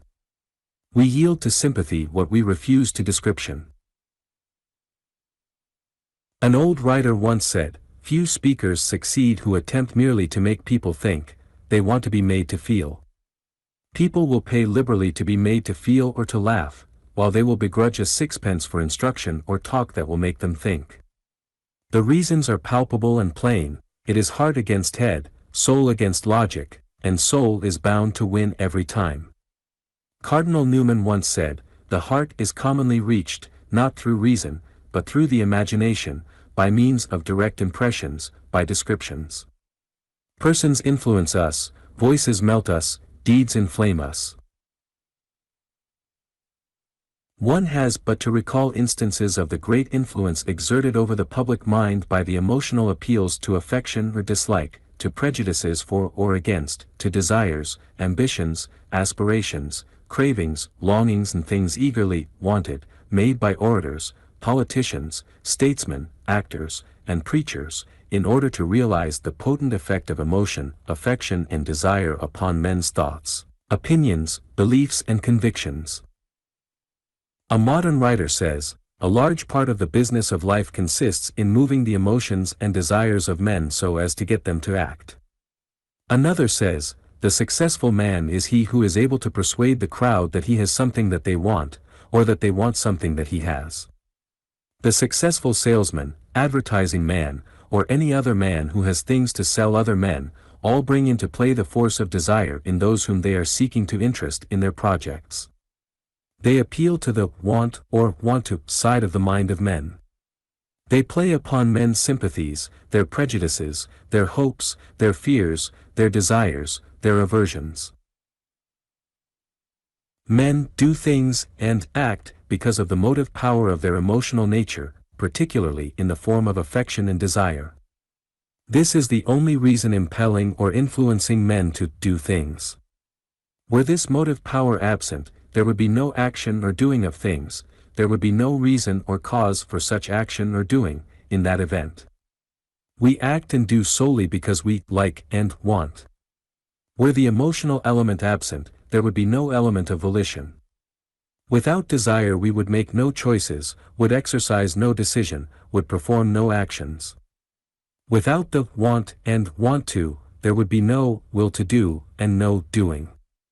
Desire is the motive power of action. Take away the motive power and there cannot be and will not be any movement, activity, or volition. Without the motive power of desire, the machinery of voluntary action ceases to operate, and comes to a complete standstill. An old writer, whose words have been preserved for us though his name is unknown to the present writers, enunciates a profound truth in the following rather startling statement.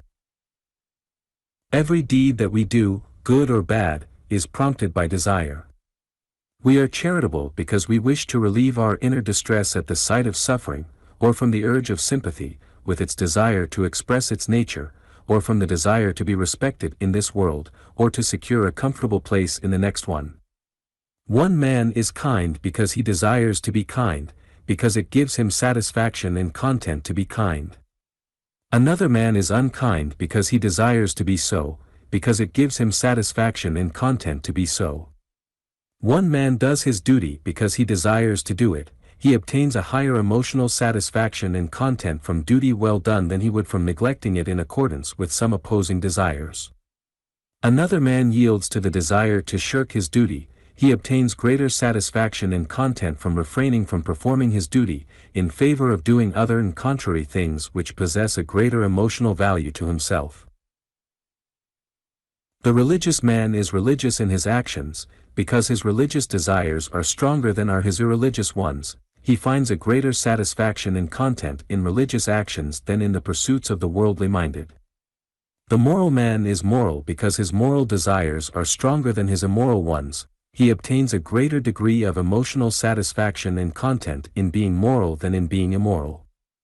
Everything we do is prompted by desire in some shape or form, high or low. Man cannot be desireless, and still act in one way or another, or in any way whatsoever. Desire is the motive power behind all action. It is a natural law of life.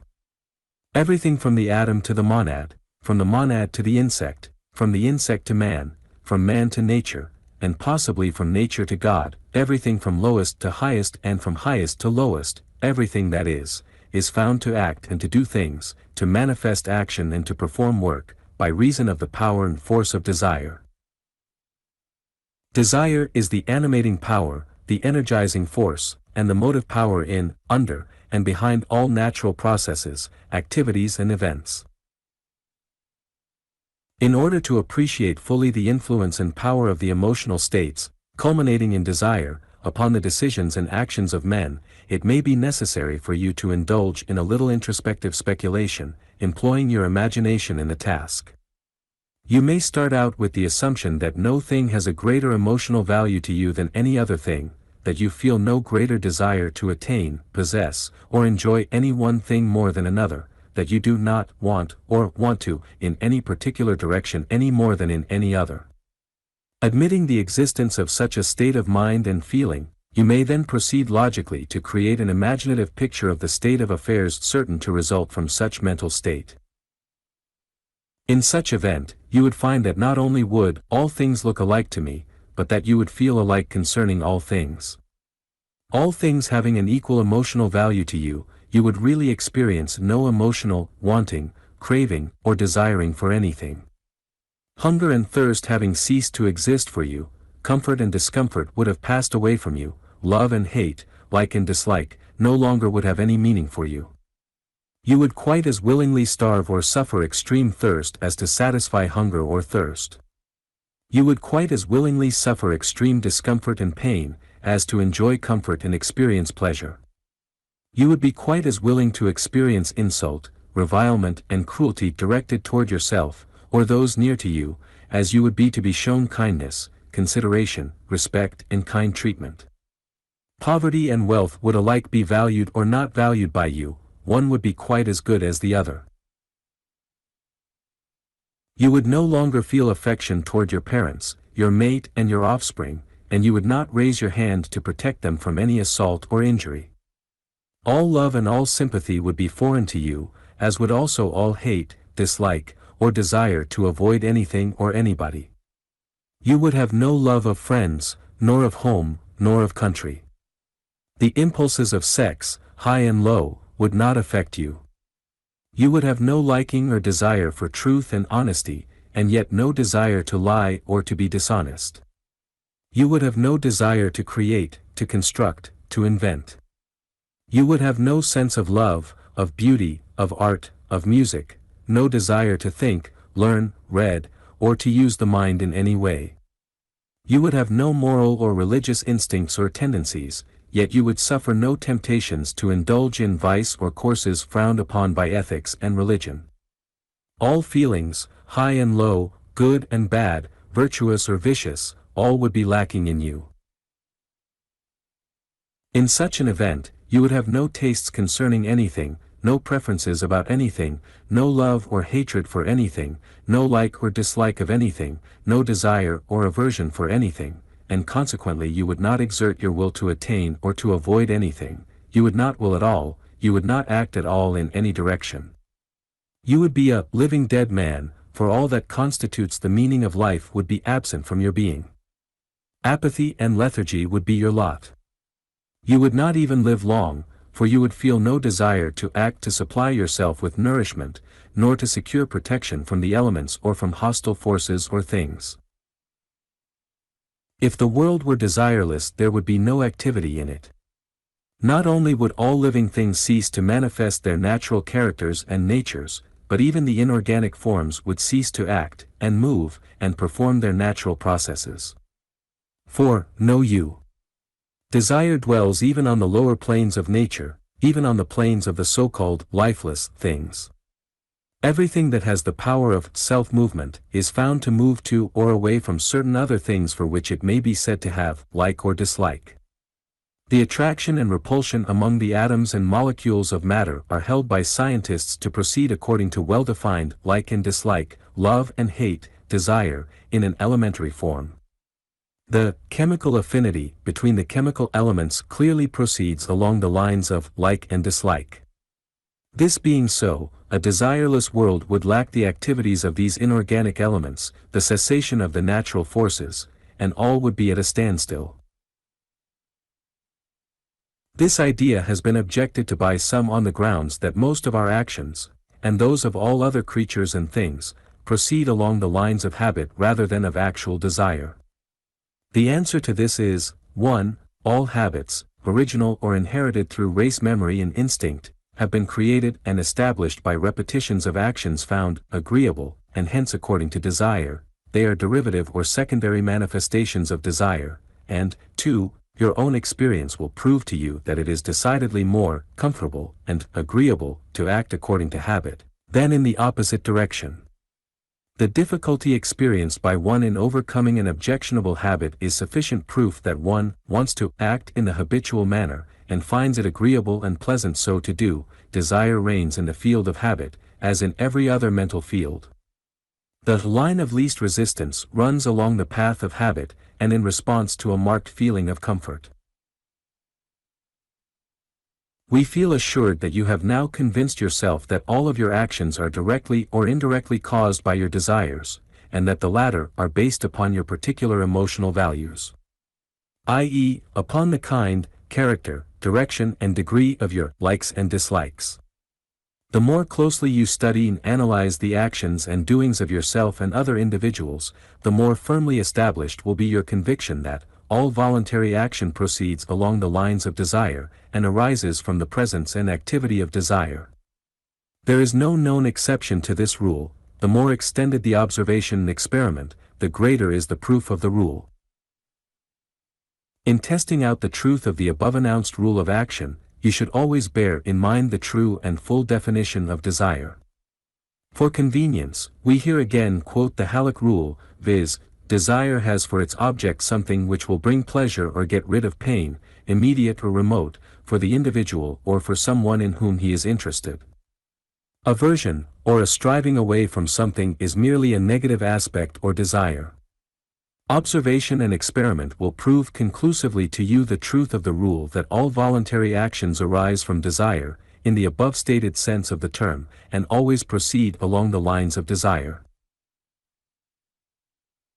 However, there is another step in our reasoning on the subject, a step which many hesitate to take, and over which many stumble and fall, in their reasoning, a step which logically follows the acceptance of the foregoing rule, and which is the inevitable, invariable and infallible conclusion of the premise or proposition advanced in that rule. This second, or derivative rule, is as follows: all voluntary action proceeds along the line of the strongest desire motive, or the aggregate or average of such motives, present in conscious or subconscious attention at the moment of decision or action. Stated in simpler terms, this rule is: you always act according to the greatest like or dislike of which you are cognizant at the time. So true and invariable is this rule, that it may be truthfully asserted that you not only always do so act, but that you cannot act to the contrary. If you act at all, you must act according to this rule. This last is a hard saying for most persons when it is first presented to their notice, but it is a true one, and the repugnance to it arises from a misunderstanding concerning, or at least a failure to comprehend fully, the real meaning of the proposition. We ask you to give the matter careful attention, for it is important. The principal objection urged against this rule by many persons when it is first presented to them is that which may be expressed in the statement, "But I actually often do things against my desires and inclinations, and which I really do not want to do at all." At first, this statement may seem to express the truth, but a little analysis will soon uncover the fallacy. The analysis may begin with the following question: but why did you do the thing which you say you did not want to do? There is always an answer, and that answer usually begins with the word because. Because is a cause, or reason, it is a motive to action. And that, because, reason, or motive is always discovered to be some form or phase of desire, want, to secure or to avoid or escape something. The why implies a motive, the because states the motive, and the want is the essence of the motive. You may desire very much to attend the opera, but you decide to stay home at the last moment. Why? Because of the wishes of your wife, the illness of your child, the notice of the visit of a friend, or some other, because, based upon a desire, wish, or want to. There may be a conflict of desires, but the strongest desire at the moment wins the battle. You may discard even a strong desire for a present and immediate pleasure or benefit in favor of a desire for a remote one promising greater benefit or satisfaction. You may inhibit and suppress a strong desire, because of your desire to give pleasure, or to avoid causing pain, to someone for whom you care, or, for fear of condemnation and disapproval on the part of others, or, because of the promptings of conscience, and the feeling that you would afterward repent or feel remorse because of the action, or, because the force of habit, custom, usual mode of action, etc., brings down the balance of desire against the proposed action. In short, you may decide not to do the thing you first desired and wanted to do so strongly, but only because of the greater desire for something else or to escape something else. These illustrations might be continued almost indefinitely, but the above examples indicate the general principle involved. You will find that the strongest element of desire to have, or to avoid or escape, will win the day. The rule is, you always act according to your greatest like or dislike, of which you are cognizant at the time. When you feel regret, repentance or remorse because of past actions or failure to act, it is simply because time has added new elements or has given you new points of view. Your emotional values have changed, and the problem no longer is the same which confronted you when you made the decision. New facts, new ideas, new conditions may add to the emotional values of one course of action, and subtract from the values of others. But the action you now wish you had taken, like the one which you now wish you had not taken, always is based upon the same rule of the strongest like or dislike present at the moment of the decision. Samuel L. Clemens, Mark Twain, presented his philosophy based upon this principle of voluntary action in a somewhat blunt and startling form. Helvetius, the French philosopher, had announced the same conclusions in the 18th century, but few have heard of Helvetius, while many have heard of Mark Twain. Helvetius, in his main work, advanced the principle that, the grand lever of all human conduct is self-satisfaction. He admitted, however, that self-satisfaction may assume many and widely contrasted forms. For instance, said he, the self-satisfaction of a good man consists in his subordination of private to more general interests, first to the circle of persons in which he moves, then to the general community, and finally to the world at large. Self-satisfaction, he held, may be base or noble, egotistic or altruistic, immoral or moral, irreligious or religious, low or high, selfish or unselfish, in the ordinary usage of these terms, and so on, but it remains self-satisfaction all the time, in all cases, and is never self-dissatisfaction or the refusal to satisfy the self, at the last. Helvetius taught, in short, that man acts in the direction of satisfying and contenting his own strongest feelings, emotions, and desires. This seems to be a harsh doctrine, until it is thoroughly understood and appreciated, but all of our moral and ethical training is based upon its fundamental truth. We endeavor to have the individual feel right, in order to have him act right. If we cannot get him to love the right, we then proceed to get him to fear the consequences of wrongdoing. We work upon his desire nature in either case. This is all that Helvetius meant, i.e., that men act according to inner motives, the strongest motives of self-satisfaction deciding the nature of the action. Clemens uses the term, contenting the spirit, in place of Helvetius' term, self-satisfaction, but both mean the same, at the last. Clemens says, there is only one impulse which moves a person to do things. That sole impulse is the impulse to content his own spirit, the necessity of contenting his own spirit and winning its approval. The act must do him good, first, otherwise he will not do it. He may think he is doing it for the other person's sake, but it is not so. He is contenting his own spirit first, the other person's benefit has to always take second place. There is but one law, one source, of men's acts. Both the noblest impulses and the basest proceed from that one source. This is the law, keep it in your mind. From his cradle to his grave a man never does a single thing which has any first and foremost object but one, to secure peace of mind, spiritual comfort, for himself. He will always do the thing which will bring him the most mental comfort, for that is the sole law of his life. Asterisk asterisk asterisk always spirit-contenting reasons. There are no others. There is another general rule concerning desire which it is important that you should note and remember.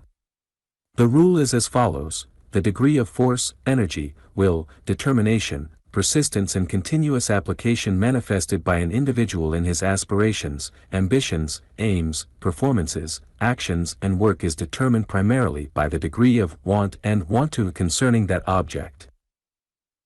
So true is this principle that some who have studied its effects have announced the aphorism, you can have or be anything that you want, if you only want it hard enough. To want a thing hard enough is equivalent to paying the price for it, the price of the sacrifice of lesser desires and wants, the casting off of the non-essentials, and the concentration of desire upon the one essential idea or thing, and the application of the will to its attainment or accomplishment. Much that we have been in the habit of ascribing to the possession and the manifestation of a strong will has really been due to the element of will which is called conation, i.e., desire tending toward expression in will action. The man filled with an ardent, fierce, burning, craving and urge for and toward a certain object, will call to his aid the latent powers of his will, and of his intellect. These under the motive power and stimulus of desire will manifest unusual activity and energy toward the accomplishment of the desired end. Desire has well been called the flame which produces the heat which generates the steam of will. Very few persons, comparatively, know how to desire with sufficient intensity and insistence. They content themselves with mere wishing and mild wanting. They fail to experience that insistent desire, which is one of the important elements of the master formula of attainment. They do not know what it is to feel and manifest that intense, eager, longing, craving, insistent, demanding, ravenous desire which, to use a favorite and oft-repeated expression of ours, is akin to the persistent, insistent, ardent, overwhelming desire of the drowning man for a breath of air, of the shipwrecked or desert-lost man for a drink of water, of the famished man for bread and meat, of the fierce, wild creature for its mate, of the mother for the welfare of her children. Yet, if the truth were known, the desire for success of the men who have accomplished great things has often been as great as these. We are not necessarily slaves to our desires. We may master the lower or disadvantageous desires by will, under the power of the I am I, or master self. We may transmute lower desires into higher, negatives into positives, hurtful into helpful, in this way.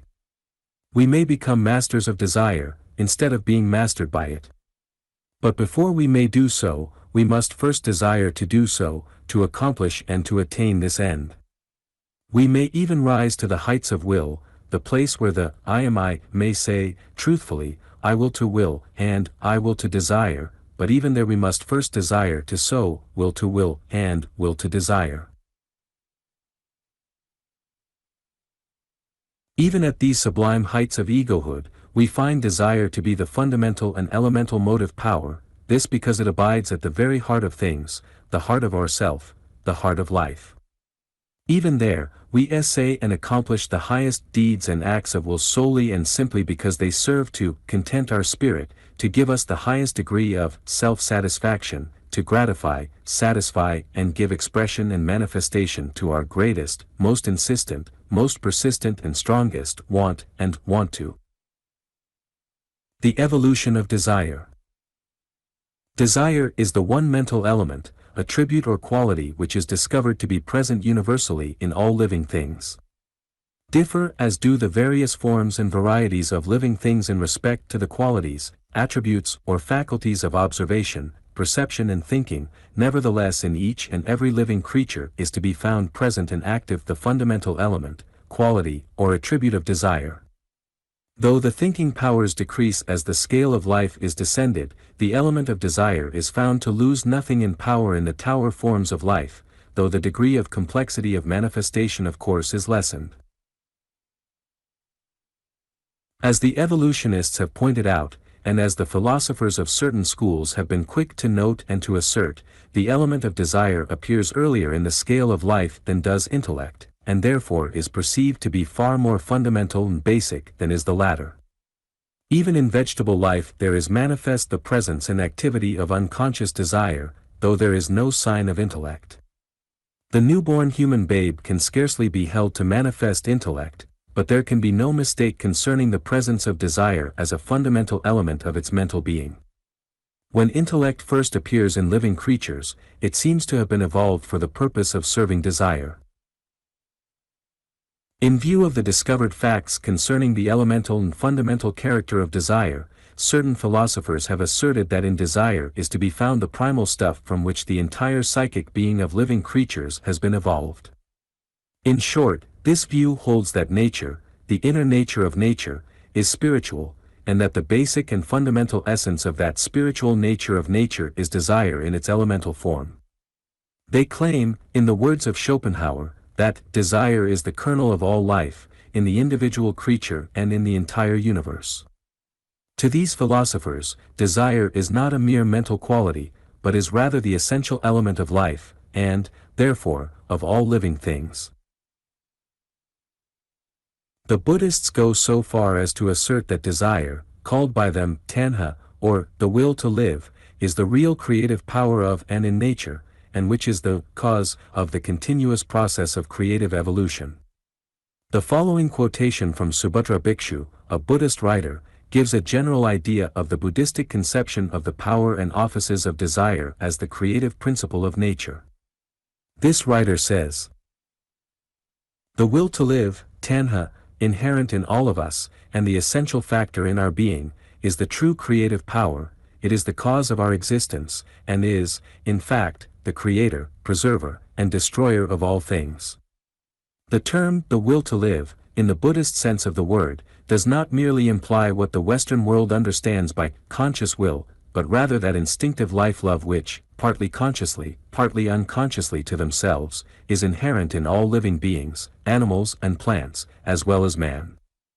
In this term, the will to live, or craving for existence, are summed up all those functions, powers, desires, inclinations and disinclinations, which tend to the preservation of life, and the acquisition of comfort and enjoyment.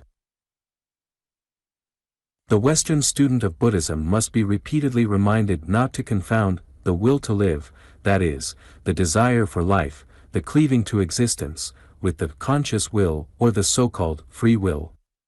Conscious will is but a fraction of the whole will to live, namely, such portion as passes through the organ of the brain, which is the vehicle of consciousness. But the greater portion of the will to live never reaches consciousness in plants and animals, and but imperfectly in men. It shows itself as a mere blind instinct, an inveterate cleaving to existence, an effort to grasp at everything that makes life pleasant, and to avoid whatever hurts or endangers it. Schopenhauer, von Hartmann, and, to some extent, Bergson, tend to regard the spirit of nature, or the universal life principle, as having desire as its essential element or factor. Schopenhauer postulated the existence of a world spirit, or universal life principle, the essence of which is desire, the spirit of longing, craving, lusting for, wishing, seeking for, tending toward outward expression and action. He held that this principle of desire manifests itself in various degrees and phases in physical, chemical, magnetic, and vital force in nature, its most striking phase, however, being the will to live, which manifests in all living forms, seeking expression and objective manifestation, its characteristic phases being the striving to maintain and to perpetuate life, the struggle for existence and the instinct to perpetuate the species. We have presented to you the above characteristic forms of this school of philosophical thought, that of the Buddhists and that of the Western voluntarists, not as necessarily representing the philosophical thought of the present writers, nor for the purpose of awakening an interest in such schools of philosophy on the part of our readers, but merely for the purpose of directing your attention to the recognition by careful thinkers of the fact that desire is fundamental, elemental and omnipresent in nature's processes, activities, and forms. We direct your attention to the facts, the reference to the philosophies built upon them being merely incidental and secondary. We can never hope to know what desire is, in itself. Like all great forces, it is to be known only through its manifestations and expressions. We know it most intimately by reason of its presence in ourselves, but even so we thus know it merely in the particular phase of development it has reached in ourselves. For the rest we must look at its manifestation in other forms of life. The philosophers assert, and with apparent support of facts, that the principle of desire is to be found actively manifesting in inanimate things, in atoms, molecules, and masses of inorganic matter, and in the physical forces and energies of matter. But we shall not go that far back in our examination. Instead, we shall begin with the elementary living forms. Even in the most lowly life forms, even in the forms of plant life, we find desire manifesting along three general lines, viz. 1. The line of the preservation of the physical form or body, 2. The line of the satisfaction of hunger, or the desire for nourishment, and 3. The line of the preservation of the species, or satisfaction of the desire for reproduction. These three lines of desire, and the activities resulting from their expression, are the three phases of the great elemental desire for life, or the will to live. They represent the elemental desire of life to live, maintain life, and to secure the transmission of life to offspring. These three phases of desire are present in the monoran, and are present in man. Even in the single cells of which the bodies of plants and animals are constituted, these three phases of desire are manifested actively. Each living thing, cell to man, strives to protect its physical form intact, to secure food and nourishment, and to propagate itself. This desire is elemental and basic. It proceeds along the lines of appetency, or instinct, and of conscious feeling. It is manifested with as great vigor in the lowly life forms, as in the higher. Nature, in its spirit of desire, works ever to preserve and maintain the life of the individual form through which it manifests, to cause it to secure the proper nourishment to sustain life, and to cause it to propagate its kind, and to reproduce itself through offspring. Here then we have a basic foundation of desire, upon which the entire structure is built. The desire to live. The desire to live, to preserve and protect the physical body from danger and injury, the will to live, the fight for life, all these are forms and phases of that basic, instinctive desire to live which is found in all living creatures, vegetable or animal, from single cell to man. The living creature does not need to reason itself into this belief, it is instinctive. Even the most pessimistic individual, while asserting that his reason shows him the valuelessness of life, will flee from anything threatening his life. He cannot help this, for it is instinctive. From this desire to live spring many other likes and dislikes, with their appropriate desires. The things believed to be conducive to life and health, are held to be good, those believed to be harmful are held to be bad. Man instinctively seeks the life and health-giving things, and avoids the opposite. Pain is the danger signal of nature, warning against things threatening life or health. Primitive and elemental pleasure-producing things are usually found to have been originally conducive to physical well-being.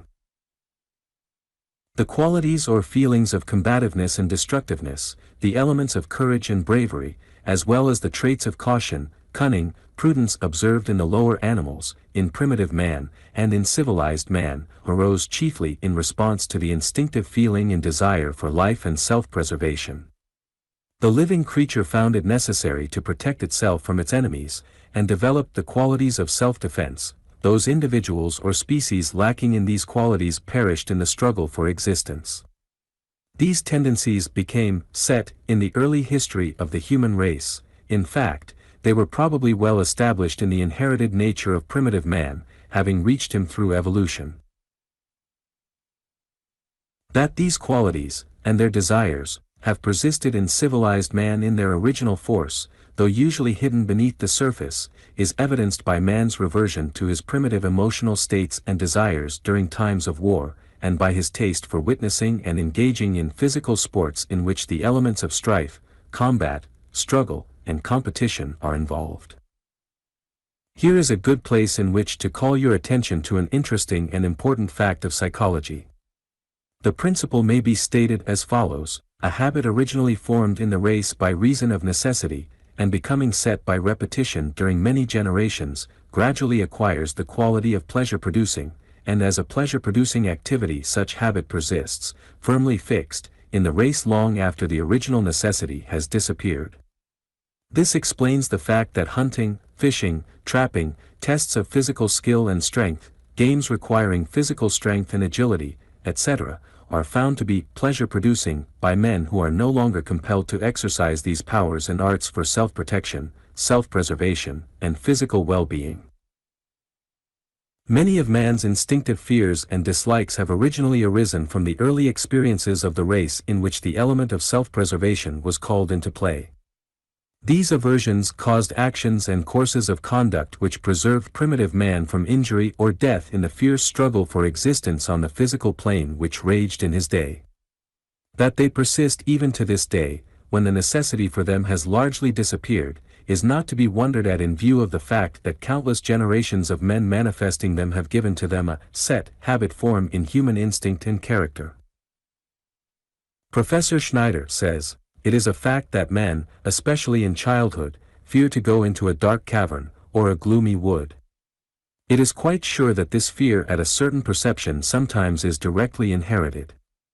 Children who have been carefully guarded from all ghost stories are, nevertheless, terrified and cry if led into dark places, especially if sounds are made there.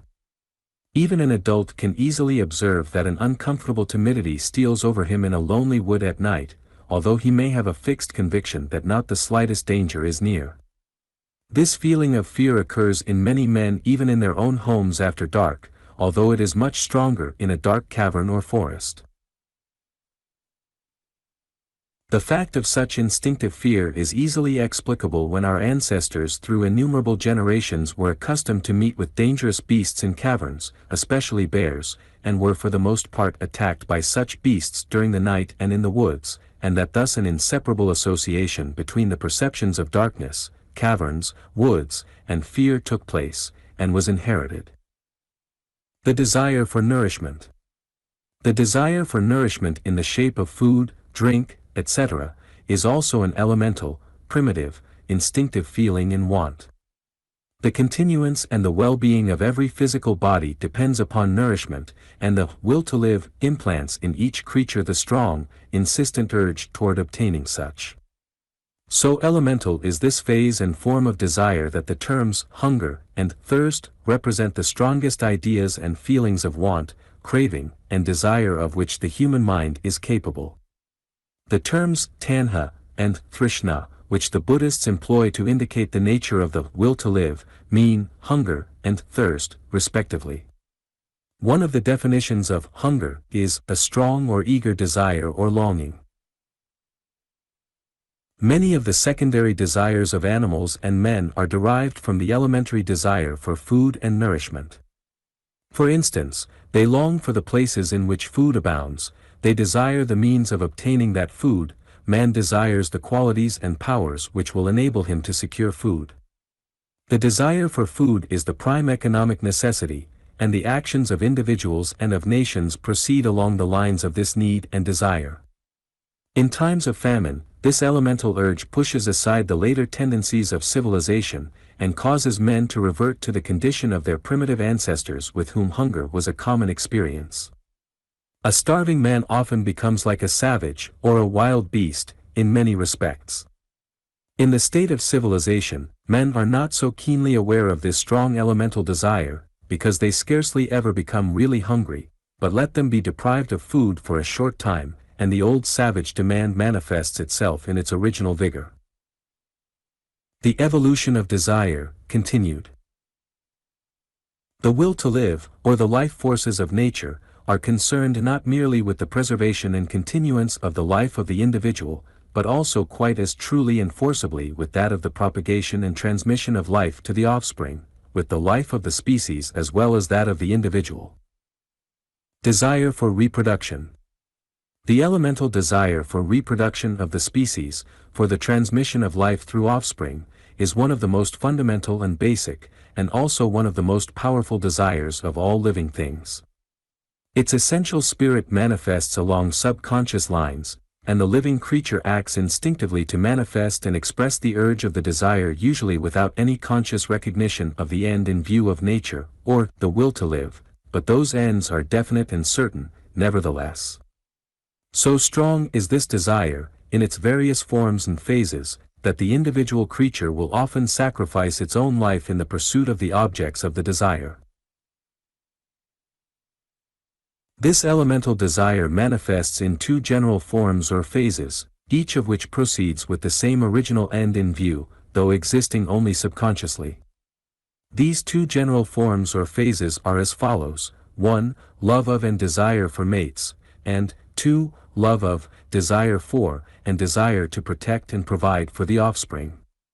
The love of home, country, people, and its derivative emotions of patriotism and loyalty to race, also spring from the same general source. Nature, or the will to live, has here in view the perpetuation of the tribe, family, species, and race. The love of mates is a very strong emotion, and its associated desires are of the very strongest nature. Men have willingly laid down their lives in the pursuit of and the protection of their mates, the lower animals manifesting the same general tendency in quite as strong degree. As the scale of life is ascended, this form of desire takes on an additional complexity and an increased degree of refinement and delicacy, but the elemental urge is always underneath and back of the feeling and desire. The call of sex and the mating instinct distinguishes the race of men, as well as the lower animals. In primitive man this desire is but little above that of the lower animals, while in cultured man it rises far above its source, and is closely involved with other feelings and desires. But even in its higher forms, the elemental and primitive urge is there, the flavor of its salt pervades the entire ocean of love of man for woman and of woman for man, penetrating even into its most sheltered bays, inlets, and ocean-flowing rivers. Even in the so-called platonic love its tang is perceptible, though seemingly unsought and often ignored for a time.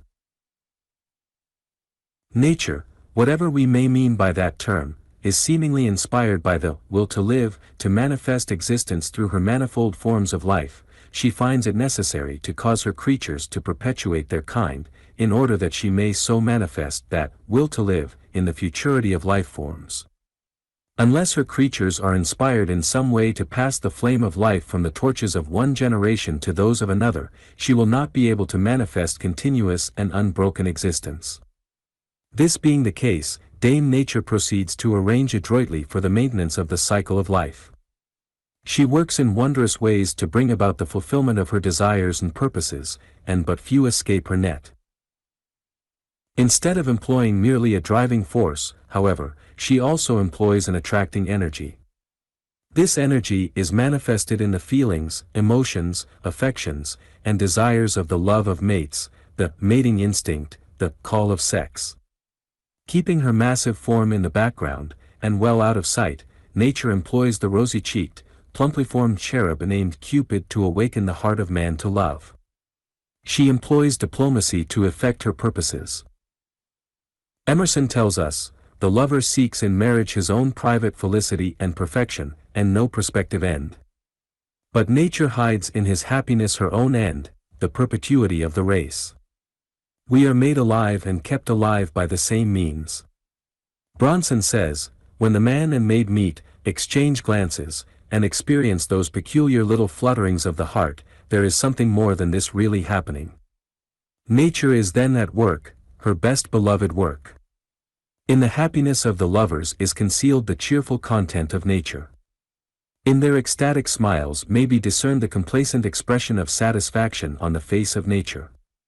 In their ardent avowals, protestations, and promises, may be heard the echoes of nature's contented sigh.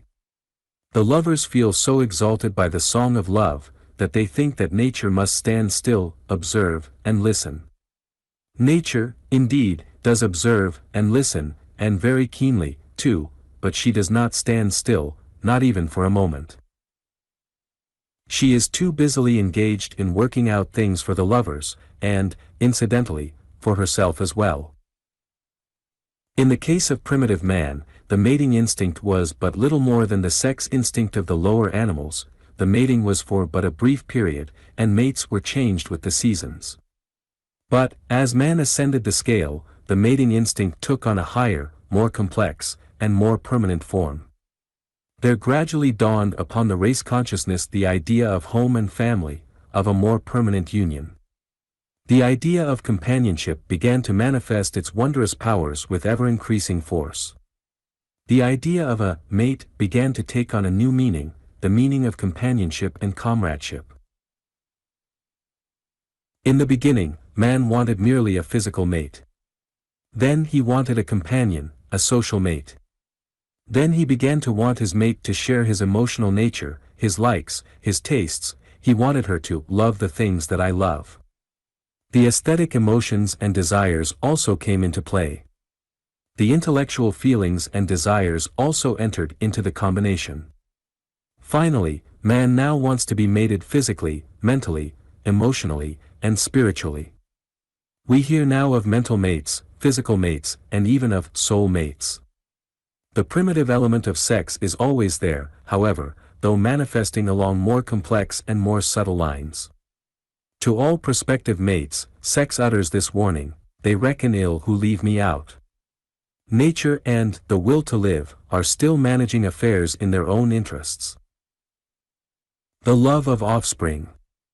Another phase of the desire for reproduction is that which manifests in the love of offspring, and in the desire to protect and provide for the young. The love of offspring, and the desire to protect and provide for the young, is one of the strongest and most persistent forms of feeling and desire. It is found highly manifested in the higher species of the lower animals, and it is one of the chief motives of human conduct and activity. The parent animal or human being frequently does not hesitate to risk or even to sacrifice life in defense of the offspring. It is common for the parent to suffer hunger and privation in order that the wants of the offspring be satisfied. Here, again, nature or the will to live is strongly in evidence in its careful and persistent endeavor to secure the welfare of the young creature. The will to protect and provide for the young, manifest in nature, is evidenced not only in the implanting in the race of the feeling and desire to maintain more or less permanent mating union on the part of the parents. Nature has in view not merely the birth of the young creature, but also its protection after birth until such time as it is able to take care of itself. For the first end, it superimposes the mating instinct upon the emotional nature of the living things. For the second, it superimposes the love of offspring, and the family feeling, upon the nature of the animal or man. In this last, we have the key to many important desires and activities of man and of the lower animals.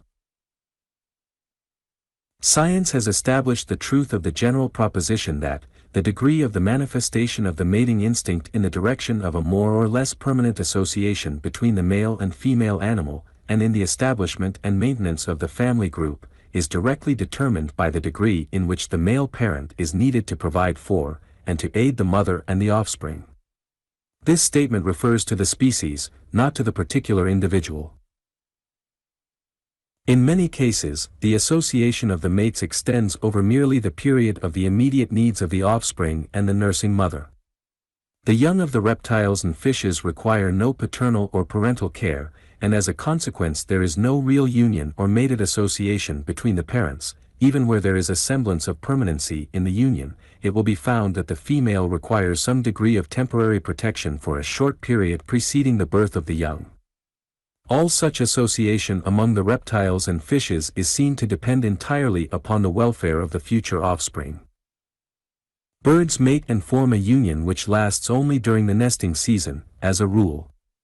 The male is needed to protect the nest, to feed the brooding hen bird, and to feed the young. The cuckoo, and similar nest-stealing birds which lay their eggs in the nests of other birds, and are thereby relieved of any care of hatching the eggs or feeding the young, display no real attachment for their mates beyond the period of the temporary sexual impulse, and they form no mating unions of even the most brief duration. Such birds, always relieved of the responsibilities of parenthood, are the varietists of the bird family, associating promiscuously and indiscriminately, and not remaining in each other's society for any definite period. Not only this, but even the real mothers in the animal kingdom manifest material affection only in the degree of the requirements of the young, and only during the period in which such protection is needed. For instance, the reptile mothers and the fish mothers have no responsibility for their offspring, the young creatures being able to take care of themselves from birth. Consequently, the mother fish or mother reptile in such cases shows no sign of maternal affection. This is also true of the insects. Yet, strange to say, such creatures usually are found to possess an instinctive affection for their eggs, and will even risk or sacrifice their lives in order to protect their eggs, or else in order to deposit the eggs in conditions favorable for their protection and development. This done, the emotional feeling, affection, and desire pass away, having served nature's purpose adequately. The instinctive care and trouble manifested by the female insect in providing a promising and appropriate place for depositing her eggs is one of the great wonders of natural history. The housewife experiences proof of this instinct when she discovers valuable clothing destroyed by the moth, because the mother moth has sought a nice dark closet containing soft woolen fabrics in which to deposit her eggs. The wasp which stings into insensibility the spider, in order to deposit her eggs in the living body of the latter so that her future offspring may be provided with fresh food, is another illustration of this law of nature. The ordinary dung beetle evidences a similar care and solicitude for the welfare of her eggs. Yet none of these creatures manifests even the slightest degree of affection for their young when they are hatched. Their young do not need such affection and care, and, consequently, the mother creatures are not endowed with the feelings and desires leading to these.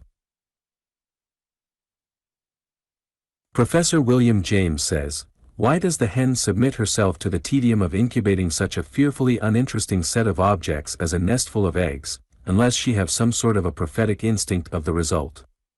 Why does a particular maiden turn our wits upside down?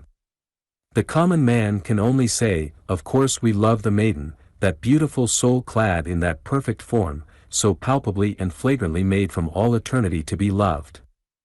And so, probably, does each animal feel about the particular actions it tends to perform in response to certain stimuli. To the broody hen, the notion seems monstrous that there should be a creature in the world to whom a nestful of eggs was not the utterly fascinating, precious and never to be too much sat upon object which it is to her. What a delicious thrill may not shake a fly, when at last she discovers the one particular leaf, or other object or material, that out of all the world can stimulate her egg-laying. Need she care or know anything about the future maggot and its food? You have noticed how, when the offspring no longer require attention, care, and food, the mother animal thrusts them away from her and compels them thenceforth to conduct their business of life on their own.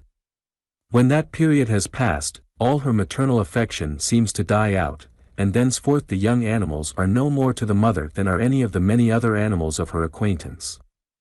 The need of the offspring has passed, the emotion has played its part, and the desire passes away.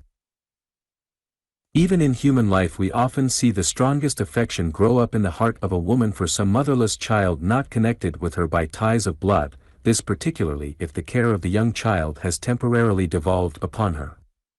Even the coldest-hearted woman usually will learn to love a babe for whom she is compelled constantly to care and provide, and even the hardest-hearted man will feel an affection for a child for whom he is compelled to care in person.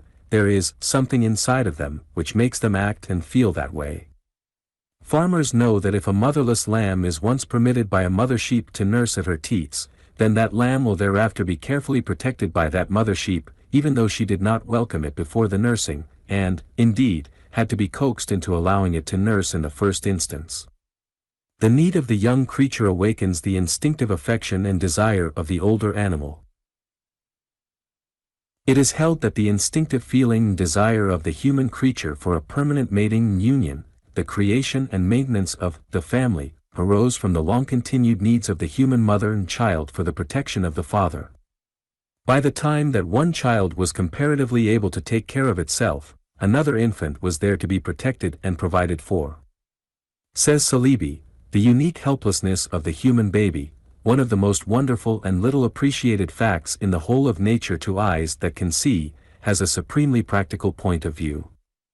The principle of marriage is that of survival value. Nature's invariable criterion is that of survival value or service to race culture. That form of marriage which does not permit the babies to survive, the babies do not permit it to survive. It is not a question of the father's taste and fancy, but of what he leaves above ground when he is underground. This then is the deep soil from which has sprung and grown the wonderful love of man and woman for each other, in its highest and most beautiful forms, as well as in its crudest and ugliest phases. From this soil also has sprung the beautiful love of parents for their children, of children for parents. It is the cause of the cling to feeling and desire so marked in the woman and the child, of the desire to be clung to by the woman and the child which lies deeply embedded in the soul of the man. The soil is nature's needs for the welfare and perpetuation of the race. The blossoms and flowers are due to man's and woman's cultivation of the soil, and tender care for the growing plant. The evolution of desire, concluded. The desire for property. The desire for property is another elemental feeling and motive to action. Property means, 1. The exclusive right to possession, enjoyment, and disposal of anything, vested in the individual, and, 2. That which is possessed, enjoyed, and subject to disposal of the individual. The love of and desire for possessions is embedded in the deep soil of human nature. Some of the lower animals possess it to a marked degree, and nearly all the lower animals feel the right of possession of places, positions, etc., as well as their supply of food. In the case of primitive man, this feeling and desire arose from the necessity of providing for his welfare and that of his family. It was necessary for him to possess a place of abode, a cave, a tree, a tent, etc. It was necessary for him to lay by and accumulate a supply of food at certain seasons, and to have land to till and cultivate for food production. The individuals manifesting this desire tended to survive and to have their families survive. Those in whom it was weak tended to fall in the struggle with environment. The survivors transmitted their tendencies to their descendants, the losers left no descendants to whom their improvident tendencies were transmitted. And so the tendency became set as a habit in the mental and emotional nature of the race. The wants of primitive man were few and simple. A little food laid by for himself and his family, a few skins to cover their bodies, a rude cave, hut, or tent to shelter them, implements of war and of the hunt, this was about all. As man rose in the scale, his wants multiplied, and consequently he began to desire to acquire and to accumulate not only a greater number of things, but also a greater variety of things. The rest is merely a matter of the evolution of this form of desire, a proceeding from the simple to the more complex, from the few things to the many, and so on. This is the story of the desire for property, with its accompanying feelings and emotions. Originally based upon necessity, it has now extended to comforts and even luxuries. Normally manifested, it is to the interest of the individual and of the race; abnormally manifested, it is a curse to both. The derived desires. In the course of the evolution of desire, man has acquired many forms of feeling and desire derived from the elementary desires which are instinctive to him, and which have been considered by us in some detail. Thus his love for his family has extended to his affection for his general family, his tribe, his nation. From this has developed in him the desires of love of country, patriotism, and loyalty to his government, and also the social feelings of friendship, companionship, sympathy, justice, truth, politeness, as well as the desire for the observance of moral codes, laws, rules of right conduct.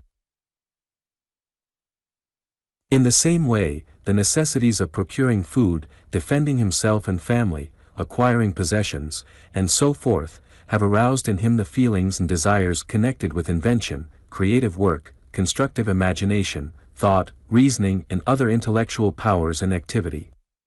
The old adage that necessity is the mother of invention may be extended to include in the brood of necessity the activity of thought and reasoning, the entire rock of the family of intellect.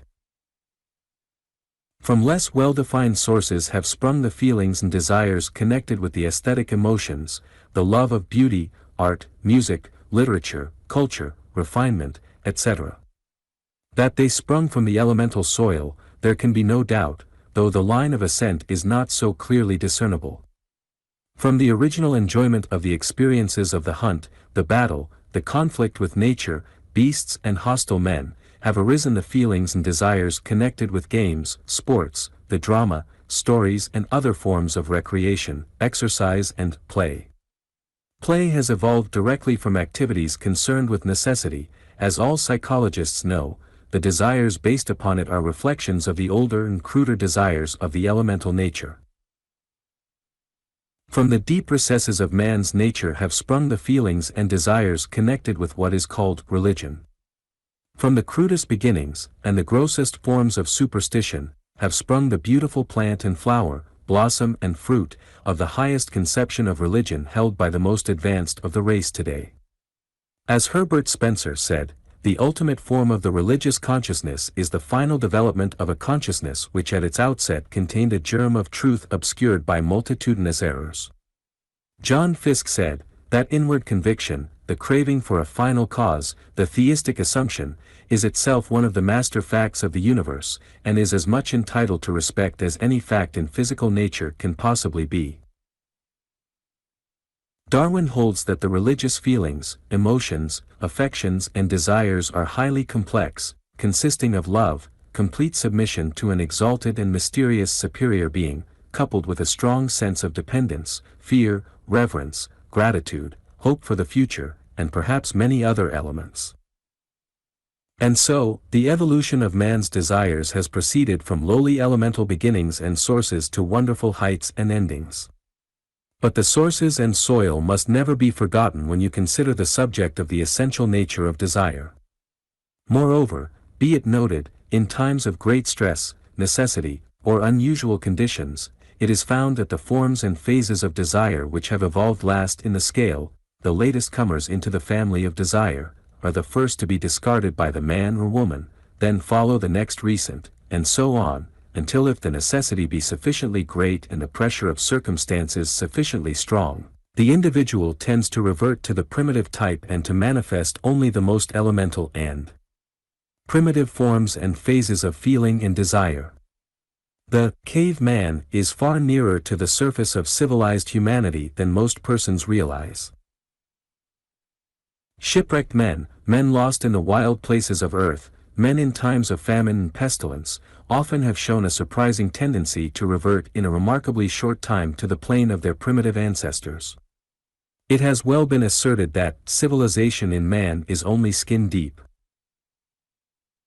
Some idealistic thinkers who have become hypnotized by the dream of the culture and refinement which to them seems destined to be the common possession of the coming human race, a state of culture and refinement in which the elemental and fundamental instincts, feelings, emotions and desires of man will have been buried deep beneath the surface of things as unworthy and unnice, are greatly disturbed when they are forced to see that at present, at least, the buried instincts are not entombed so very deep after all, and that they will not stay interred in times of storm and stress.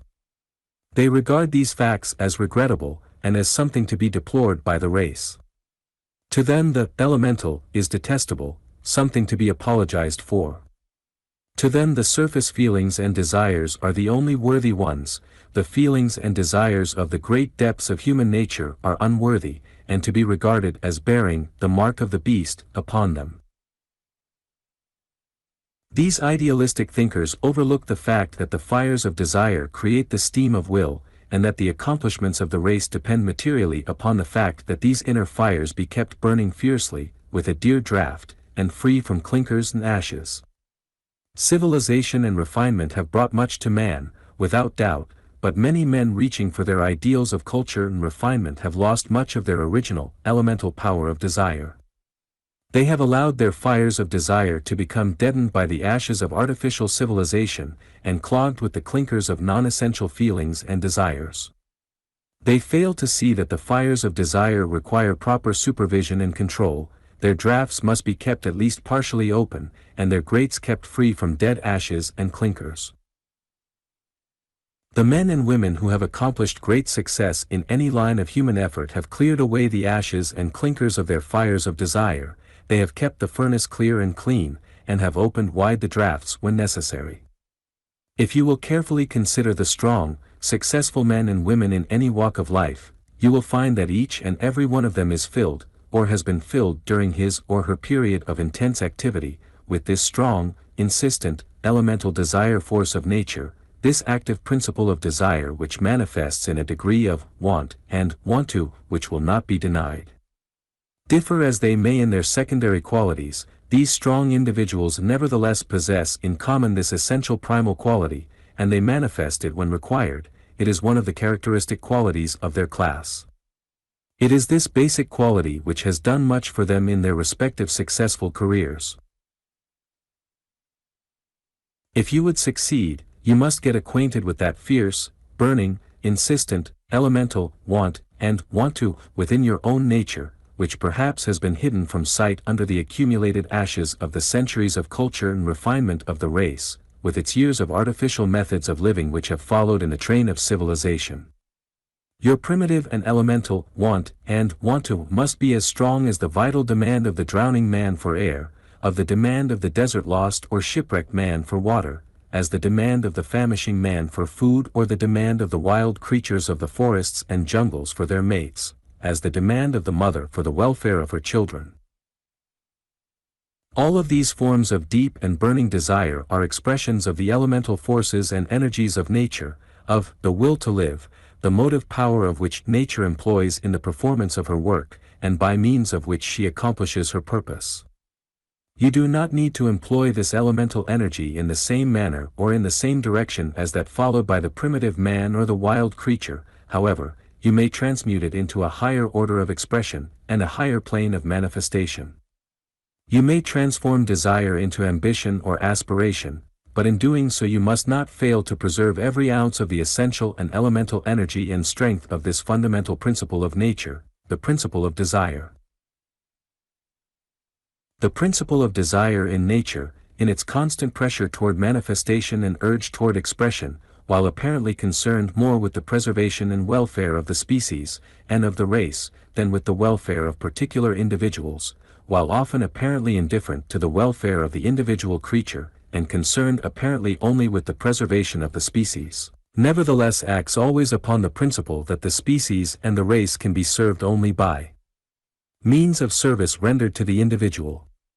Therefore, while it manifests a tremendous amount of energy in the maintenance of the reproductive desires and activities, at the same time it serves highly important offices in the support and development of the individual creature. Biologists hold that the principle of desire, working along subconscious lines, is the moving cause of the physical and mental evolution of the life forms. The presence of an obstacle to progress is seemingly noted by the life principle, or the will to live, and thereupon an increased degree of desire power is generated and manifested in the life form. The desire power always moves toward the securing of that which will promote the efficiency of the creature, and which thereby increases its chances of survival in the struggle for existence, the fight against environment. It sets into operation the life processes which make for change in the physical and mental equipment of the creature, and which proceed by evolutionary development to unfold the needed physical or mental equipment. A writer on the subject of the Hindu philosophies, in considering the teachings of those philosophies concerning the presence and power of desire in nature, says, "In the Hindu classic, the Mahabharata, it is related that Brahma created the most beautiful female ever known, and called her Tilotma. He presented her to all the gods in turn, in order to witness their wonder and admiration.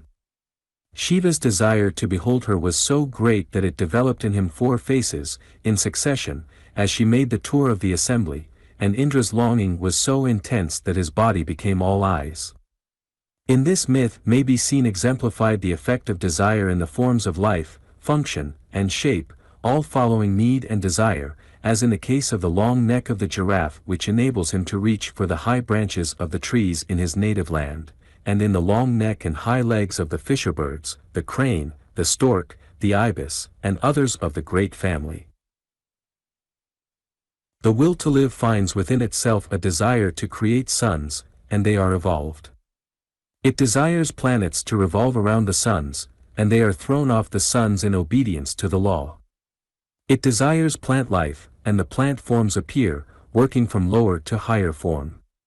Then came animal life, from monad to man. Some of the animal forms yielded to the desire to fly, and lo! Wings were gradually evolved, and the world was filled with birds. Some of the animals felt a desire to burrow in the ground, and lo! Came the moles, the gophers, and other burrowers, each fitted with physical and mental equipment for their particular modes of life. Nature wanted a thinking creature, and lo! Man-like forms began to evolve, and finally man with his wonderful brain came and manifested his powers. Lamarck's theory of evolution follows the line of the Hindu thought above noted far nearer than does that of Darwin. Darwin taught that evolution was due primarily to, or was accomplished chiefly through, natural selection and the survival of the fittest. Lamarck, while admitting the importance of these elements, nevertheless insisted that in that impulse of nature which is akin to desire arising from need, is to be found the primal urge toward evolution and progress in the living forms. Lamarck held that need and desire are back of, and precede, function and form in living things, the latter being the consequences of the desire. The Oriental teaching concerning the power of desire in evolutionary development, which is being closely followed in some of the most advanced forms of our Western philosophy, does not hold that this creative desire is manifested chiefly along the lines of consciousness as we know it. On the contrary, it manifests far more commonly below the plane of ordinary consciousness, on the planes of subconsciousness, instinct, appetency, etc. The want is there, though the creature does not experience it in its surface consciousness. It exists in plant life, as well as animal, manifesting in each according to its needs. In response to this, below consciousness, desire, the plants have evolved means of protection for themselves and their seeds, bark and the hard covering of the nuts, the spines of the cactus, the thistles, etc., have been evolved in accordance to this creative desire. The sweetness of the berries, designed to attract the birds which eat them and thus distribute the seeds, have resulted from the same cause, this rule holding good in the case of the color of the flowers, and the honey contained within them, both of which has been evolved in order to attract the insects which serve to carry pollen and thus fertilize the flowers. The burrs, containing seed, which fasten to the wool of the sheep and other animals, and are thus carried to a distance and are distributed, these too have been evolved in response to need and desire. In the same way the tusks, teeth, fangs, and claws of animals, the stings of insects, and all the wonderful offensive and defensive equipment of living things, have been evolved in response to need and desire. The hard shells of the crustaceans, the turtles, the armadillos, the spines of the porcupine and the hedgehog, the keen eye and powerful wings of the eagle, the swiftness of the hawk, the bill of the woodpecker, all have been evolved under the same law. The story of the evolution of the horse from its original form of the Eohippus to its present form gives us a striking illustration of the principle. In response to the law of need and desire, manifesting along the lines of evolution, the Eohippus, a small animal no larger than a domestic cat, with several toes on each foot, with teeth resembling those of the monkey or the pig, with short neck, arched back, and rather short legs, has developed by 11 or more distinct stages to the horse of today, with its long legs, long neck, straight back, complex and long grinding teeth, hoofs, and large size. This almost incredible development has been due to the need of the animal arising from its changing environment, and the desire proceeding from that need. Man, today, has evolved into the conscious and self-conscious plane of life, but his desire power still is latent within him, awaiting his call upon it. Just as it has built up the bodies and brain of the animals through the slow stages of evolution, so it will build for man the mental and physical characteristics indicated by his need, provided that he will only want it hard enough, and will arouse and stir into activity the great store of elemental, primitive desire power within himself. He may set it to work for himself along conscious lines, just as nature set it to work for herself along subconscious lines in the past. That which has performed such great creative work in the past, can and will perform equally wonderful creative work now, provided that it is called upon properly, and is set to work under the direction of intellect and will, definitely and purposively employed. Attraction of desire power. Not only does the principle of desire power manifest itself in the direction of unfolding, evolving and developing new attributes and powers in living things, so as to supply the demand created in them by need, as we have explained in the preceding section of this book, but it also proceeds to accomplish similar purposes and ends by means of another important phase of power possessed by it, i.e., the power of attraction. Attraction is defined as an invisible power in a body by which it draws anything to itself, the power in nature acting mutually between bodies or ultimate particles, tending to draw them together, or to produce their cohesion of combination, and conversely resisting separation. The term attraction is derived from two Latin terms, viz., ad, meaning to, and trahere, meaning to draw, the two being combined in the derivative Latin term attractus, meaning a drawing together. In physical science, the principal forms of attraction are gravitational attraction, the chemical affinity of the atoms, the cohesive attraction of the molecules, the attraction of electrified bodies, and the attraction of the magnet exerted upon iron or steel. In psychology, the principal forms of attraction are those arising between living beings by reason of their mutual likes, the force called repulsion, being the negative form of attraction, acting in the same manner but in an opposite direction, and resulting from mutual dislikes.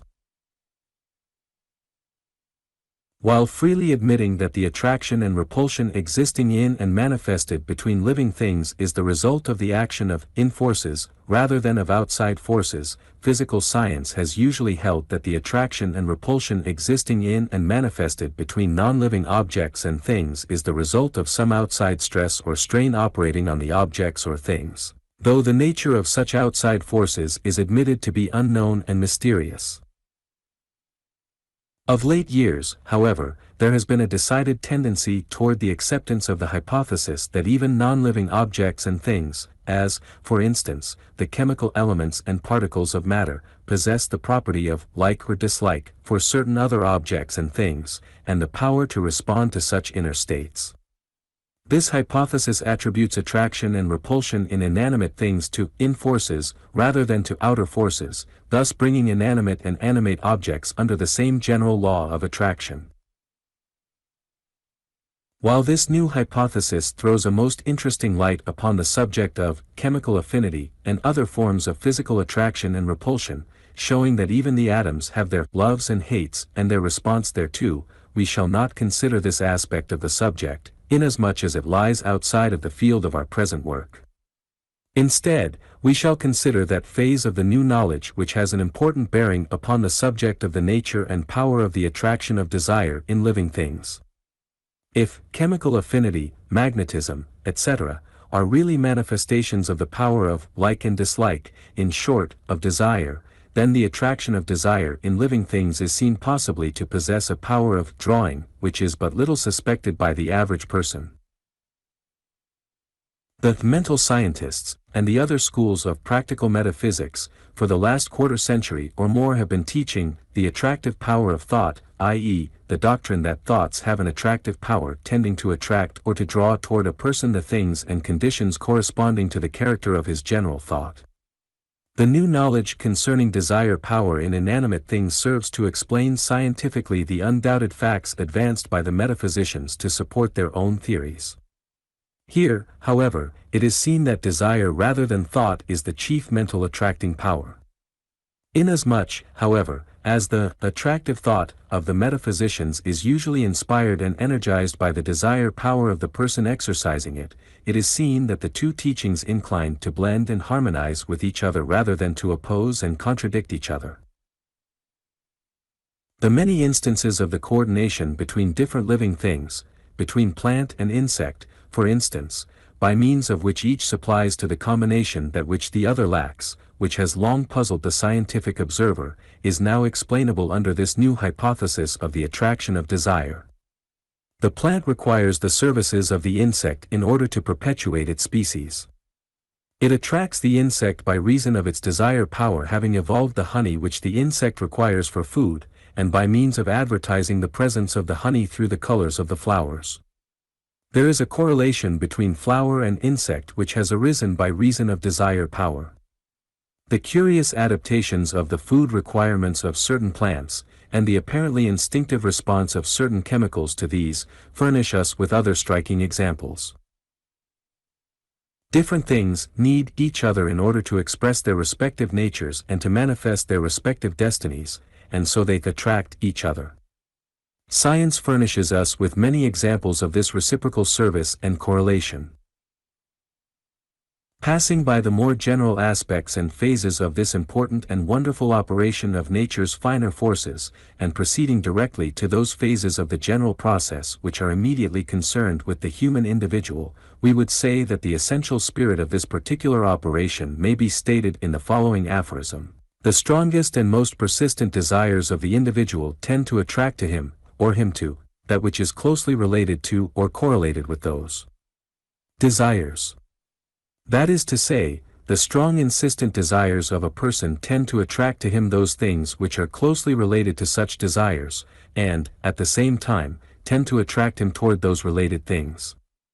The attractive power of desire operates in two general ways, viz., 1. To attract to the individual the things closely related to his desires, and, 2. To attract the individual to such related things. It is as yet not known exactly how nature proceeds in this important process of attractive desire or desire power, but in a general way it may be said that the action is chiefly performed on the planes of the subconscious mentality rather than on the planes of ordinary consciousness, and that the general class of mental activity known as telepathy undoubtedly is called into play in the process.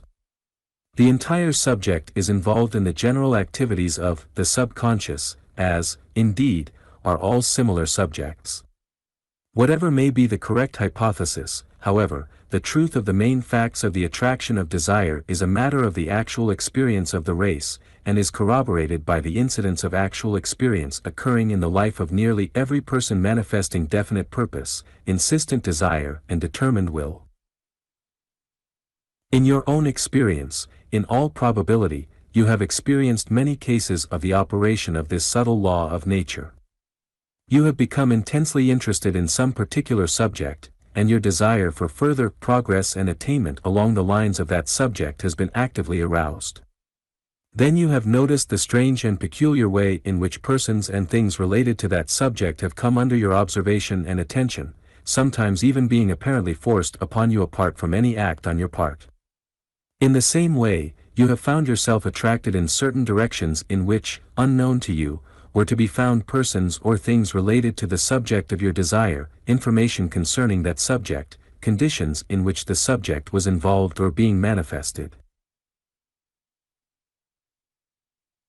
In short, you have found that things happened as if you were either attracting persons, things, and circumstances to you, or else that you were being attracted, drawn, or led to such persons, things, or circumstances. Under such conditions, you will find arising on all sides certain events connected with and related to the subject of your desire, books containing information concerning it, persons having some connection with it, conditions in which that subject plays an important part. You will find, on the one hand, that you seem to have become a center of attraction for things, persons and circumstances related to that subject, or, on the other hand, that you are being attracted to certain centers of attraction related to that subject. In short, you will discover that you have set into operation certain subtle forces and principles which have correlated you with all related to that subject. More than this, you will find that if you will maintain for a considerable time a continuous and persistent interest and desire in that particular subject, you will have established a vortex center of attraction for that which is related to the subject. You will have set into operation a mental whirlpool, steadily spreading its circumference of influence, which draws into itself and to your central point the related and correlated things, persons, and circumstances. This is one of the reasons why after you get things going, in any particular line of interest and desire, things tend to come easier to and for you as time passes. In such cases, that which required enormous effort in the earlier stages seems to move almost automatically in the later ones.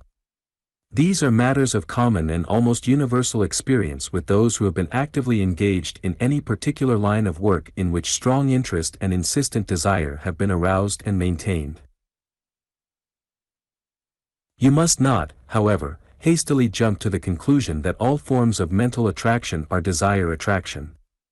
The general mental attitude has its corresponding attractive power. The mental states of confident expectation, of hope and fear, respectively, also have their attributes of attractive influence. But the attractive power and influence of desire is far more fundamental than are the other forms and phases of mental attraction, and, in a way, may be said to be the basic form. These matters are mentioned here solely for the purpose of preventing misunderstanding and confusion. So, you see, desire power tends not only to develop and evolve within you the qualities and powers necessary to enable you to manifest and express yourself along the lines of the desires persistently held by you, it also tends to attract to you, and you to them, the things, persons, circumstances and conditions related to or correlated with the subject of such desires. In other words, desire power employs every means at its disposal in order to express and manifest itself more fully, and, through you, to attain its object and end, its greatest possible degree of satisfaction and realization. When you have thoroughly aroused desire power within you, and have created for it a strong, positive focal center of influence, you have set into operation powerful forces of nature, operating along subconscious and invisible lines of activity. In this connection, remember the adage, you may have anything you want, if you only want it hard enough. The attractive force of desire power operates in many different ways. In addition to the drawing power, operating along the lines of something like telepathy, of which we have spoken, it also operates in other ways on the subconscious planes of the mind in order to influence, guide and direct the person to the other persons, things, conditions, and circumstances related or correlated to or with the particular desire which is being persistently and insistently held by that person. Under its influence, the subconscious mentality raises to the levels of consciousness new ideas, thoughts, plans, which if applied will tend to lead the person in the direction of the things which will serve to aid him in the realization of those desires which he is insistently harboring. In this way, the person is led to the related things, just as in the other ways the things are led to him. Desire power pushes, as truly as it pulls, it urges you forward as truly as it attracts things to you. In some cases the process is entirely subconscious, and the person is amazed when he finds, by chance, that he has stumbled upon helpful things in places in which he had least expected to find them, and in places to which he had apparently been led by chance. But there is no chance about it. Persons are undoubtedly led to helpful things and conditions, but by desire power operating along the lines of the subconscious mentality, and not by chance. Many successful men could tell, if they would, how often in their respective careers, at critical times, the most peculiar happenings have been experienced by them, seemingly by chance or by accident, which served as the means of transforming defeat into victory. In this way they acquired, by chance, some important bit of information serving to supply the missing link in their mental chain, or else giving them a clue to that which had previously escaped their thought. Or, perhaps, they unexpectedly ran into the person who afterward turned out to be the one particular person who alone could have helped them in certain ways. Or, again, they have picked up at random the particular newspaper, magazine, or book which either gave them the required information, or else mentioned some other book or thing which filled the need. These things happen so often, and in such a striking way, that many men of active experience have learned to expect them, to rely upon them, and to act upon them.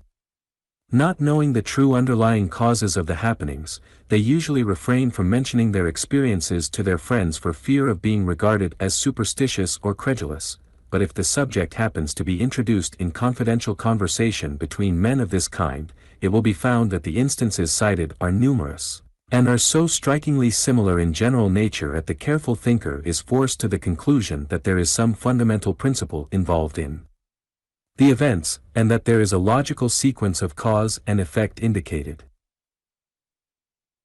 Not knowing the true cause of these happenings, men are prone to ascribe them to luck, fate, destiny, chance, or else to think of them simply as one of those things beyond explanation. Some men who have become familiar with them have learned to recognize them readily when they experience them, by reason of a feeling that here is another of those things. They learn to distinguish between a mere general and vague notion, and a sure enough hunch. Sometimes, men think that these things are the result of the aid of a kindly providence operating in their behalf, others feel that they have helpers, on the other side, still others feel that there is something almost uncanny about the whole thing, but so long as it is perceived to operate in their behalf, all are willing to take advantage of the aid of the unknown power. Of course, the subconscious mentality of the individual is the helper, or directing genius, in such cases, and the happenings are merely phases of the general phenomena of the subconscious. But, nevertheless, desire power is the animating principle involved. The subconscious mentality, like the conscious mentality, is energized and aroused into activity by the urge of desire power. Desire power employs every possible form of energy, activity and motive power at its command, and also presses into service all kinds of machinery and instruments, mental and physical. The fire of desire kindles every faculty of the mind, on conscious and subconscious planes, and sets them all into active work on its behalf. Without desire power in some form or phase, none of these faculties would manifest activity. Where activity is manifested by them, there is always implied the presence and urge of desire power. Sometimes desire power will operate in strangely indirect ways in order to accomplish its results. By means of the under-the-surface perception of the subconscious faculties, desire power seemingly perceives that the longest way round is the quickest way home, and it proceeds to cause the individual to pursue that longest way round, in order to attain his desire in the shortest possible time. In such cases it often acts so as to upset and overturn the plans which one has carefully mapped out. The result makes it seem to one that failure and defeat, instead of victory and success, have come to him. It will sometimes tear the person away from his present comparatively satisfactory environment and conditions, and then lead him over rock roads and hard trails, and finally, when he has almost despaired of attaining success, he finds it literally thrust upon him. Such instances are not invariable, of course, but they occur sufficiently often and with such characteristically marked features that they must be recognized.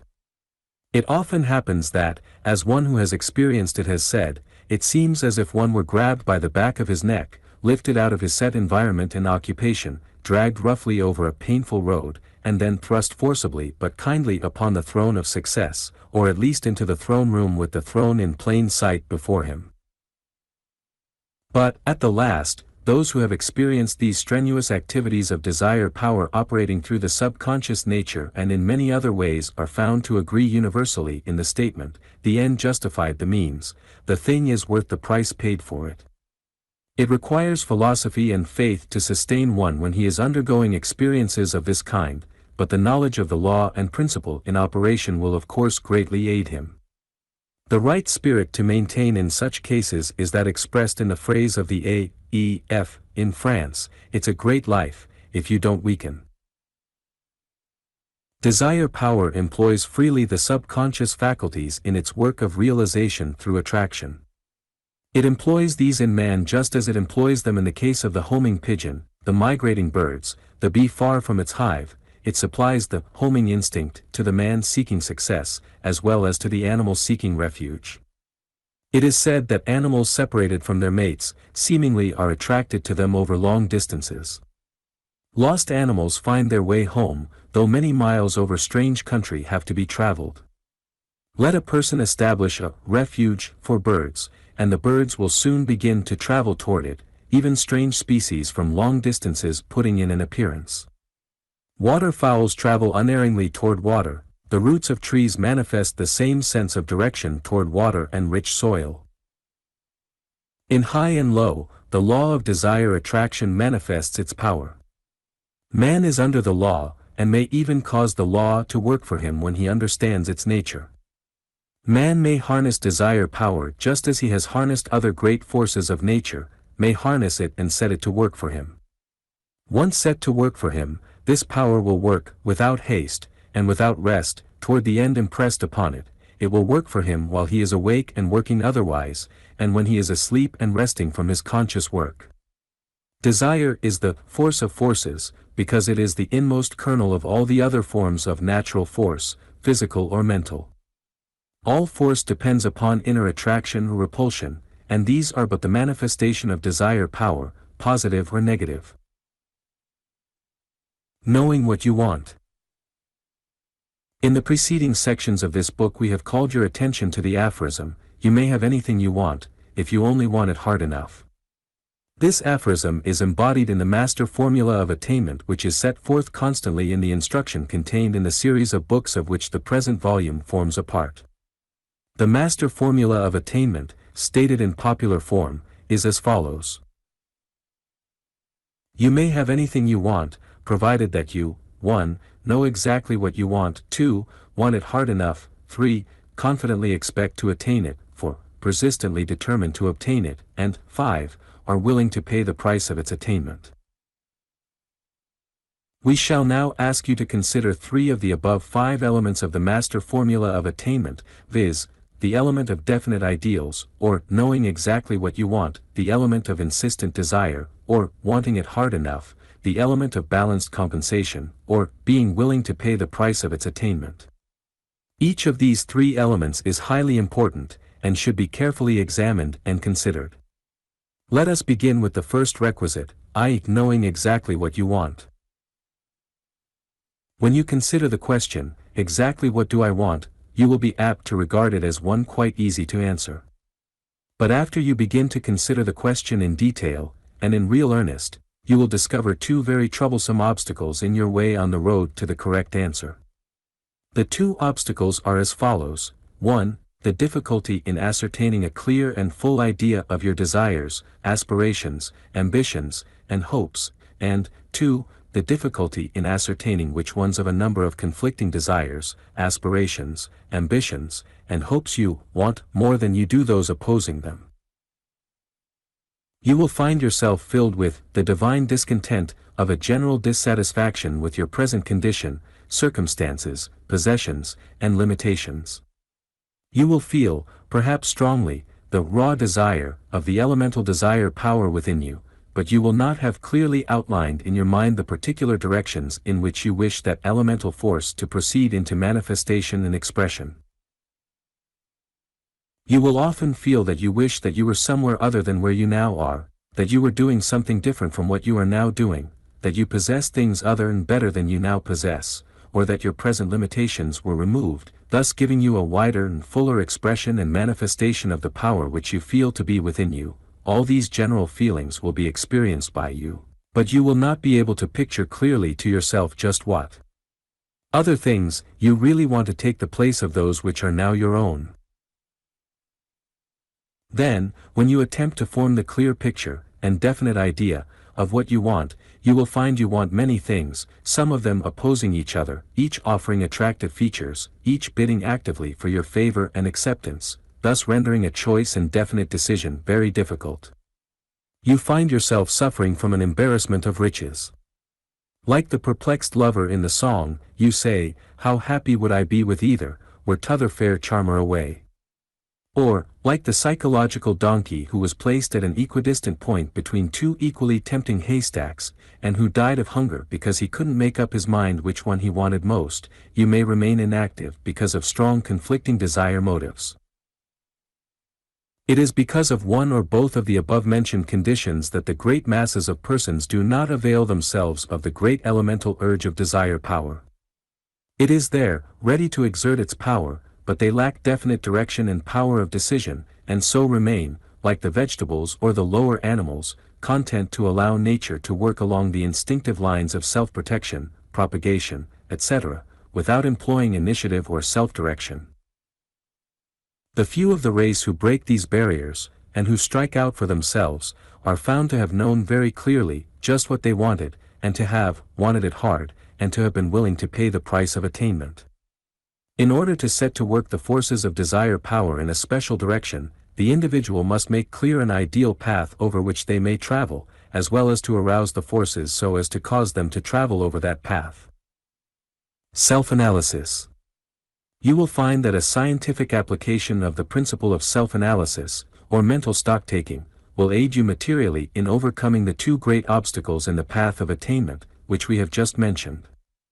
Self-analysis in this case consists of a careful analysis of your elements of desire, to the end that you may discover which of these elements are the strongest, and that you may clearly understand just what these strongest elements are really like in character.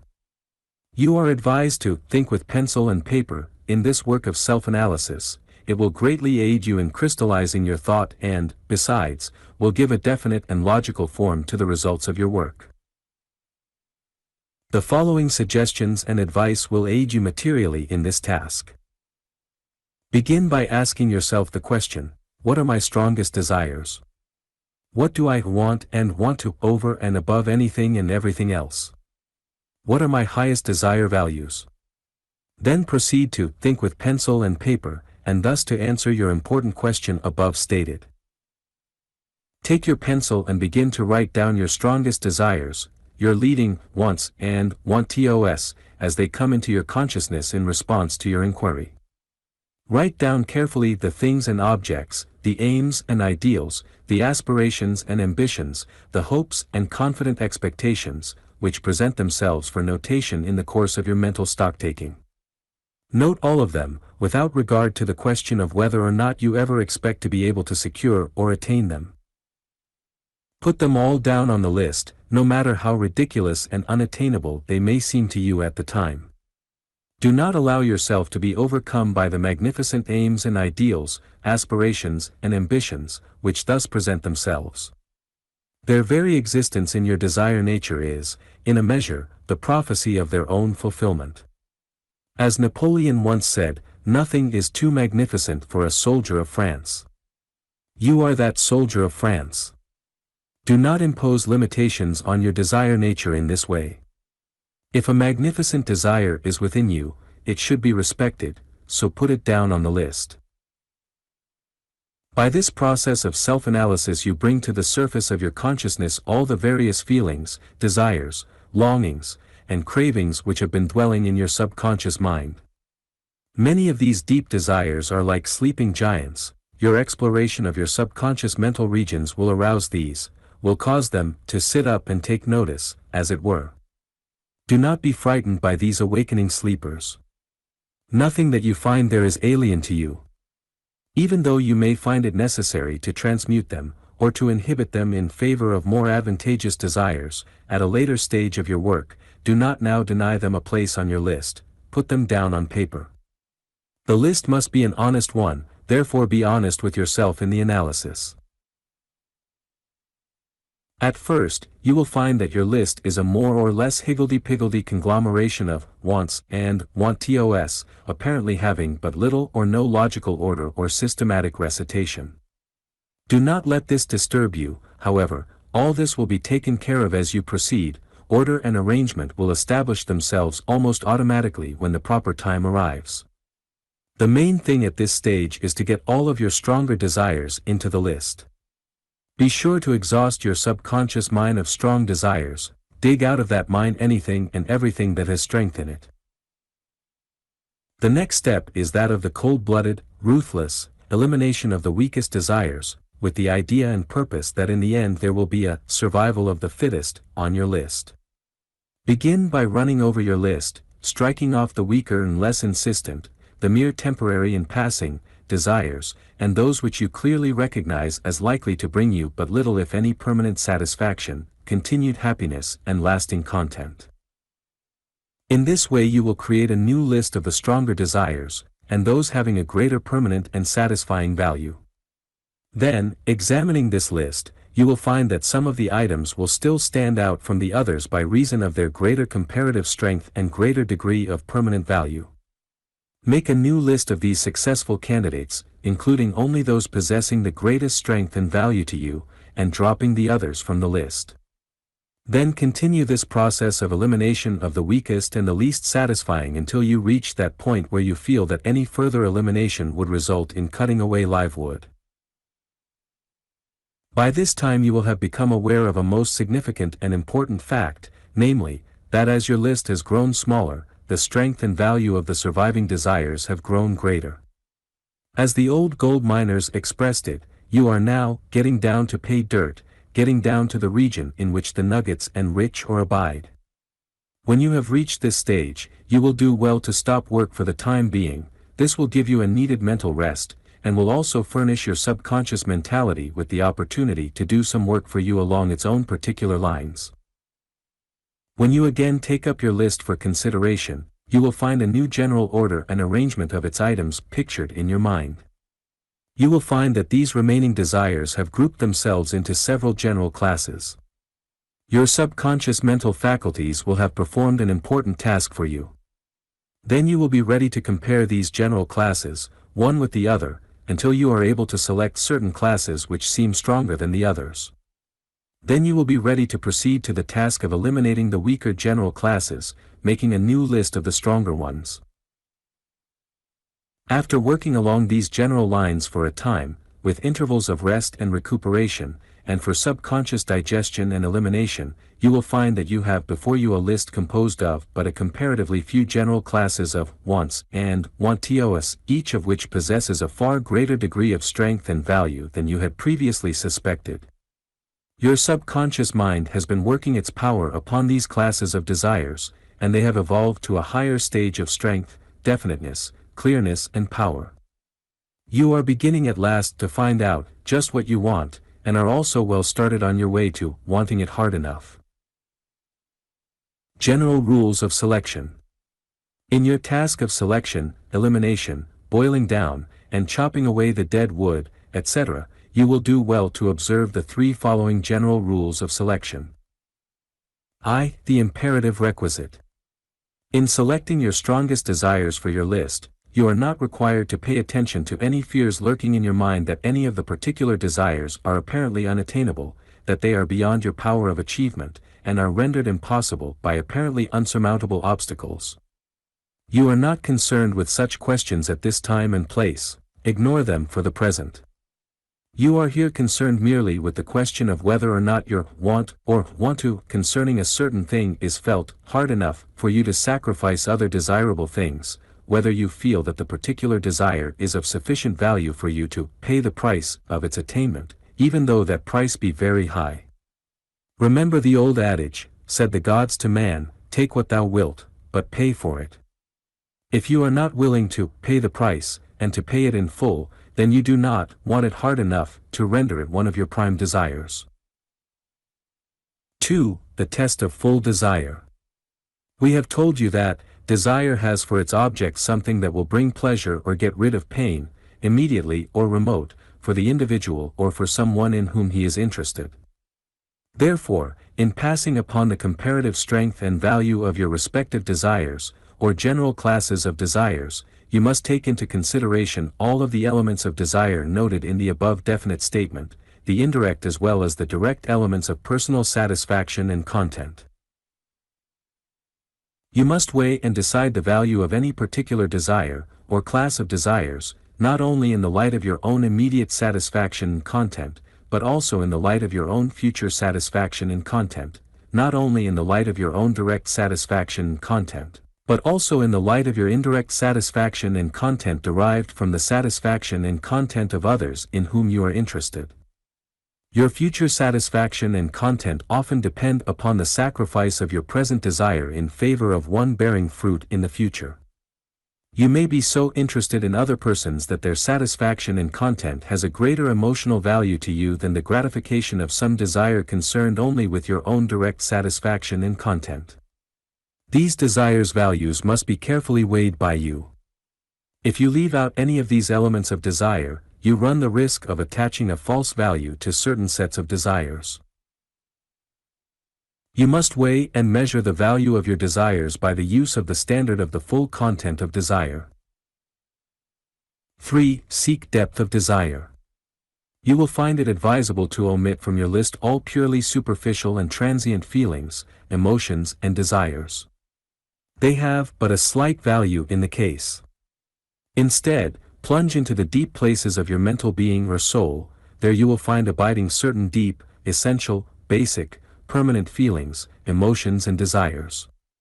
In those regions dwell the wants and the want-tos, which when aroused are as insistent and as imperative as are the want of the suffocating man for air, the want of the famished man for food, the want of the thirsting man for water, the want of the wild creature for its mate, the want of the mother for the welfare of her child. These deep desires are your real emotional elements, the ones most firmly and permanently embedded in the soil of your emotional being. These are the desires which will abide when the transient, ephemeral ones have passed and are forgotten.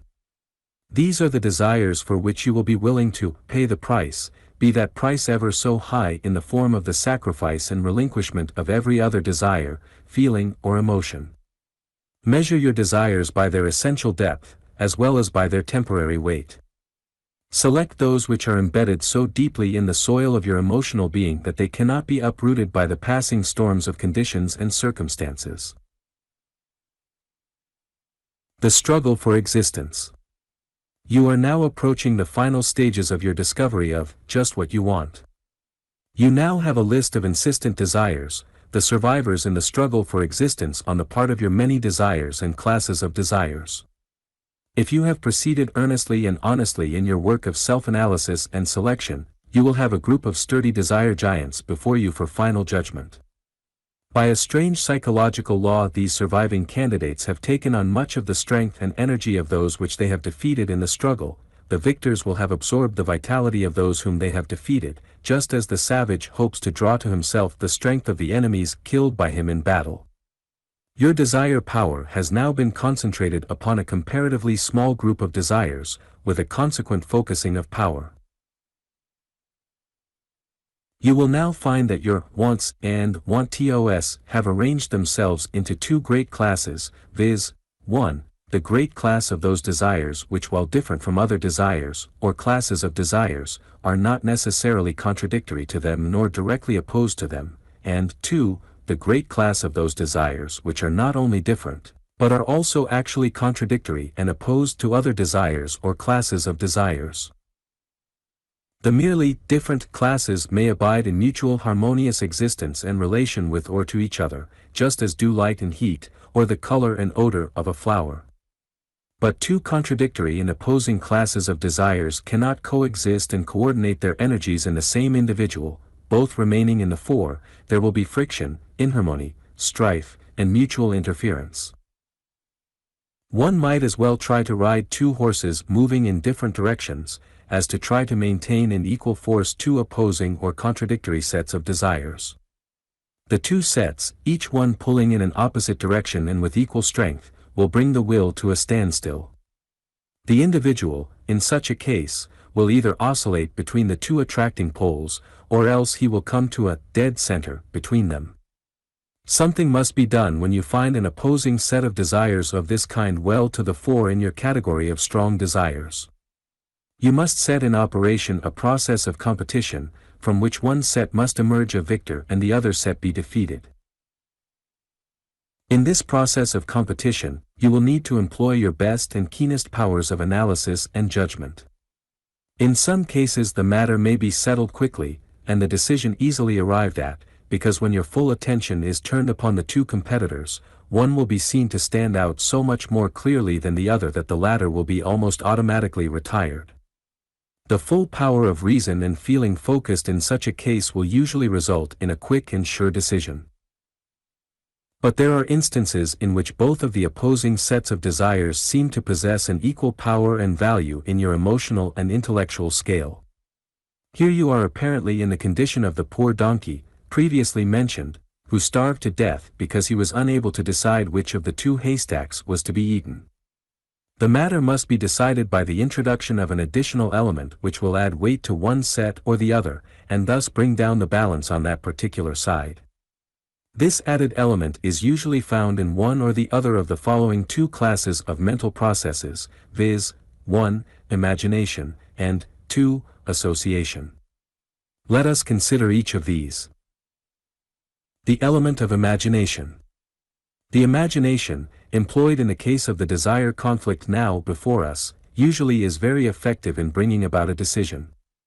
In employing it, you have but to imagine yourself, first, in the actual possession of the object of the one set of desires, and then, instead, in possession of the object of the second set. In this process you draw upon your own recollections and experiences, and upon your recollection of the experiences of others. You imagine how it would feel to have attained the object of, first, this want or want to, and then that one. You place yourself in imagination in the position that you would occupy in case you should attain the object of this desire or of that one. Then you pass judgment as to which seems to be the better, i.e., to afford the greater degree of satisfaction and content, present and future, direct and indirect. This process has the advantage of overcoming the handicap placed upon a future satisfaction in favor of a present one.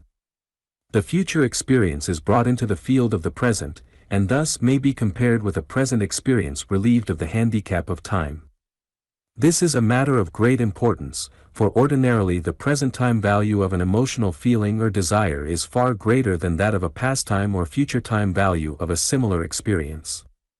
The test of imagination usually results in, 1. Strengthening the present value of a really advantageous emotional feeling and desire, and, 2. In weakening the present value of an apparently advantageous, but really disadvantageous, one.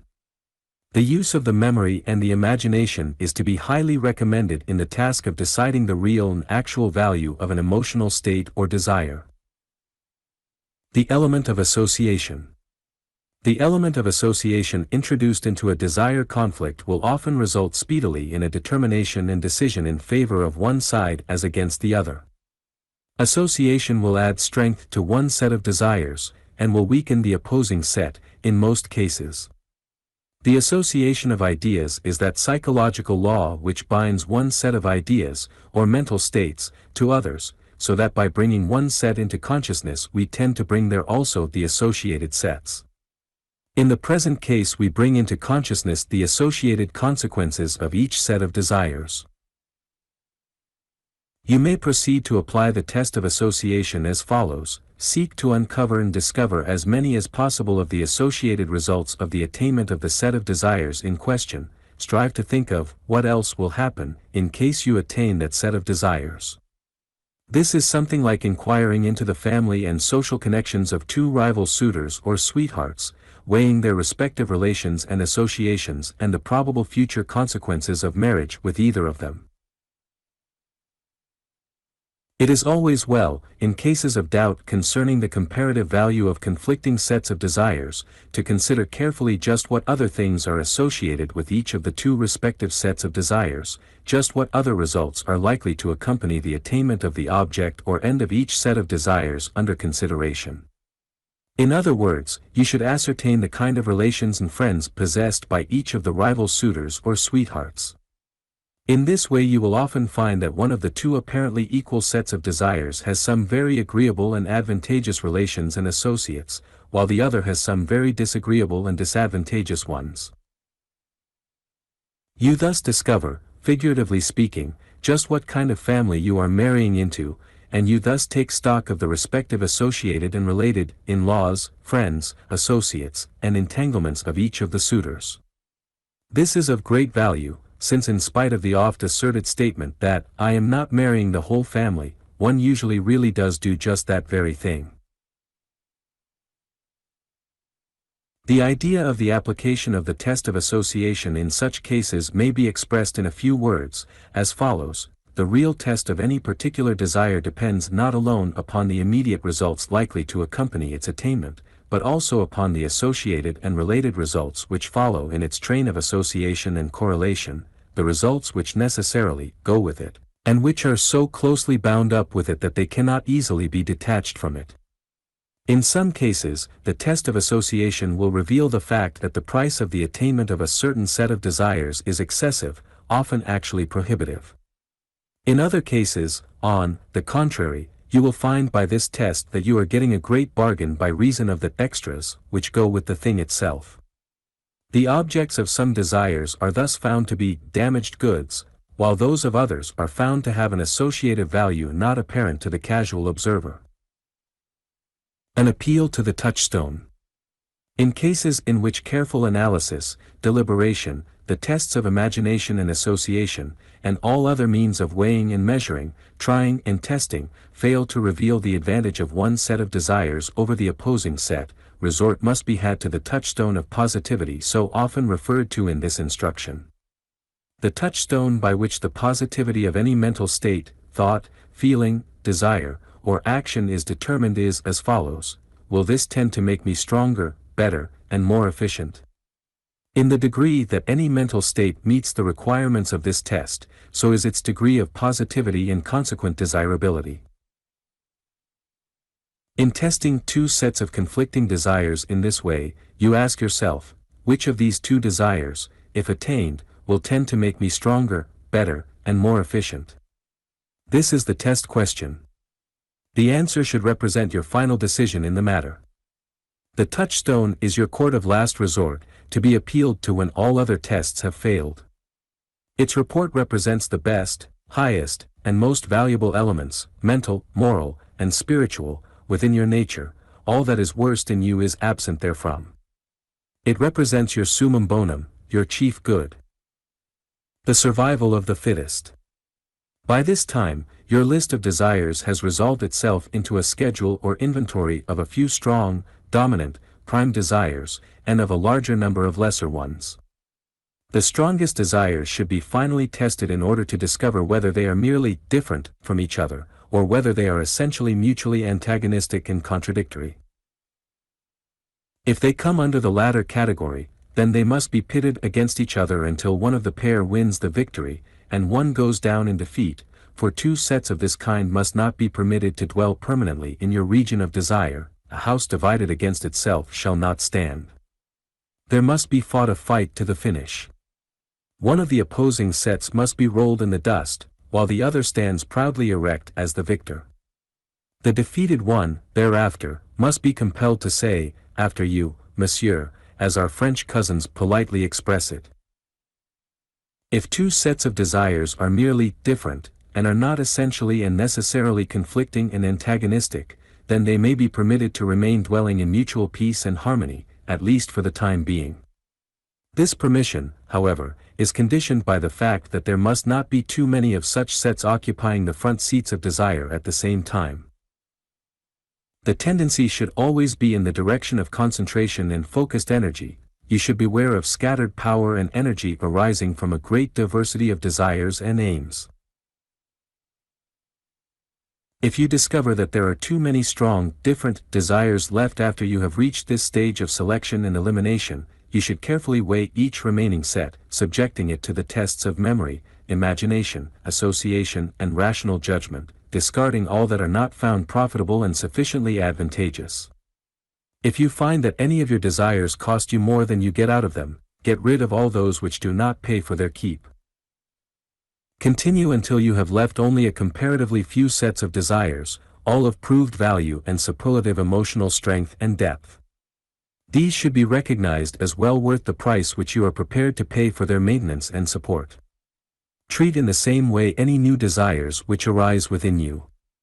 Test them just as you have tested their predecessors, and insist that they prove that they are worthwhile before you decide to keep them. If they cost you more than you get out of them, discard them. Insist that they shall pay their keep and yield you some emotional profit beside. Run your emotional and desire establishment on business principles. You have now finally reached the stage in which you have on your list nothing but your dominant desires, the survivors in the struggle for existence, the survival of the fittest. These dominant desires must thereafter rule your emotional realm. Any newcomer must prove its worth by a test of strength with these dominant desires. If it shows its strength, and is able to hold its place, very well, it may be added to the list. Those going down in defeat must be eliminated. This will require strength and determination on your part, but you are a strong and determined individual, or at least are becoming one. The process of self-analysis and selection which you just considered will furnish you with two classes of reports, viz. 1. It will demonstrate to you your strongest classes of desires, your dominant desires, and 2. It will cause you clearly and definitely to picture and form a strong idea of each of such dominant desires. In both reports it will cause you to know exactly what you want, which is the first requisite of the master formula of attainment.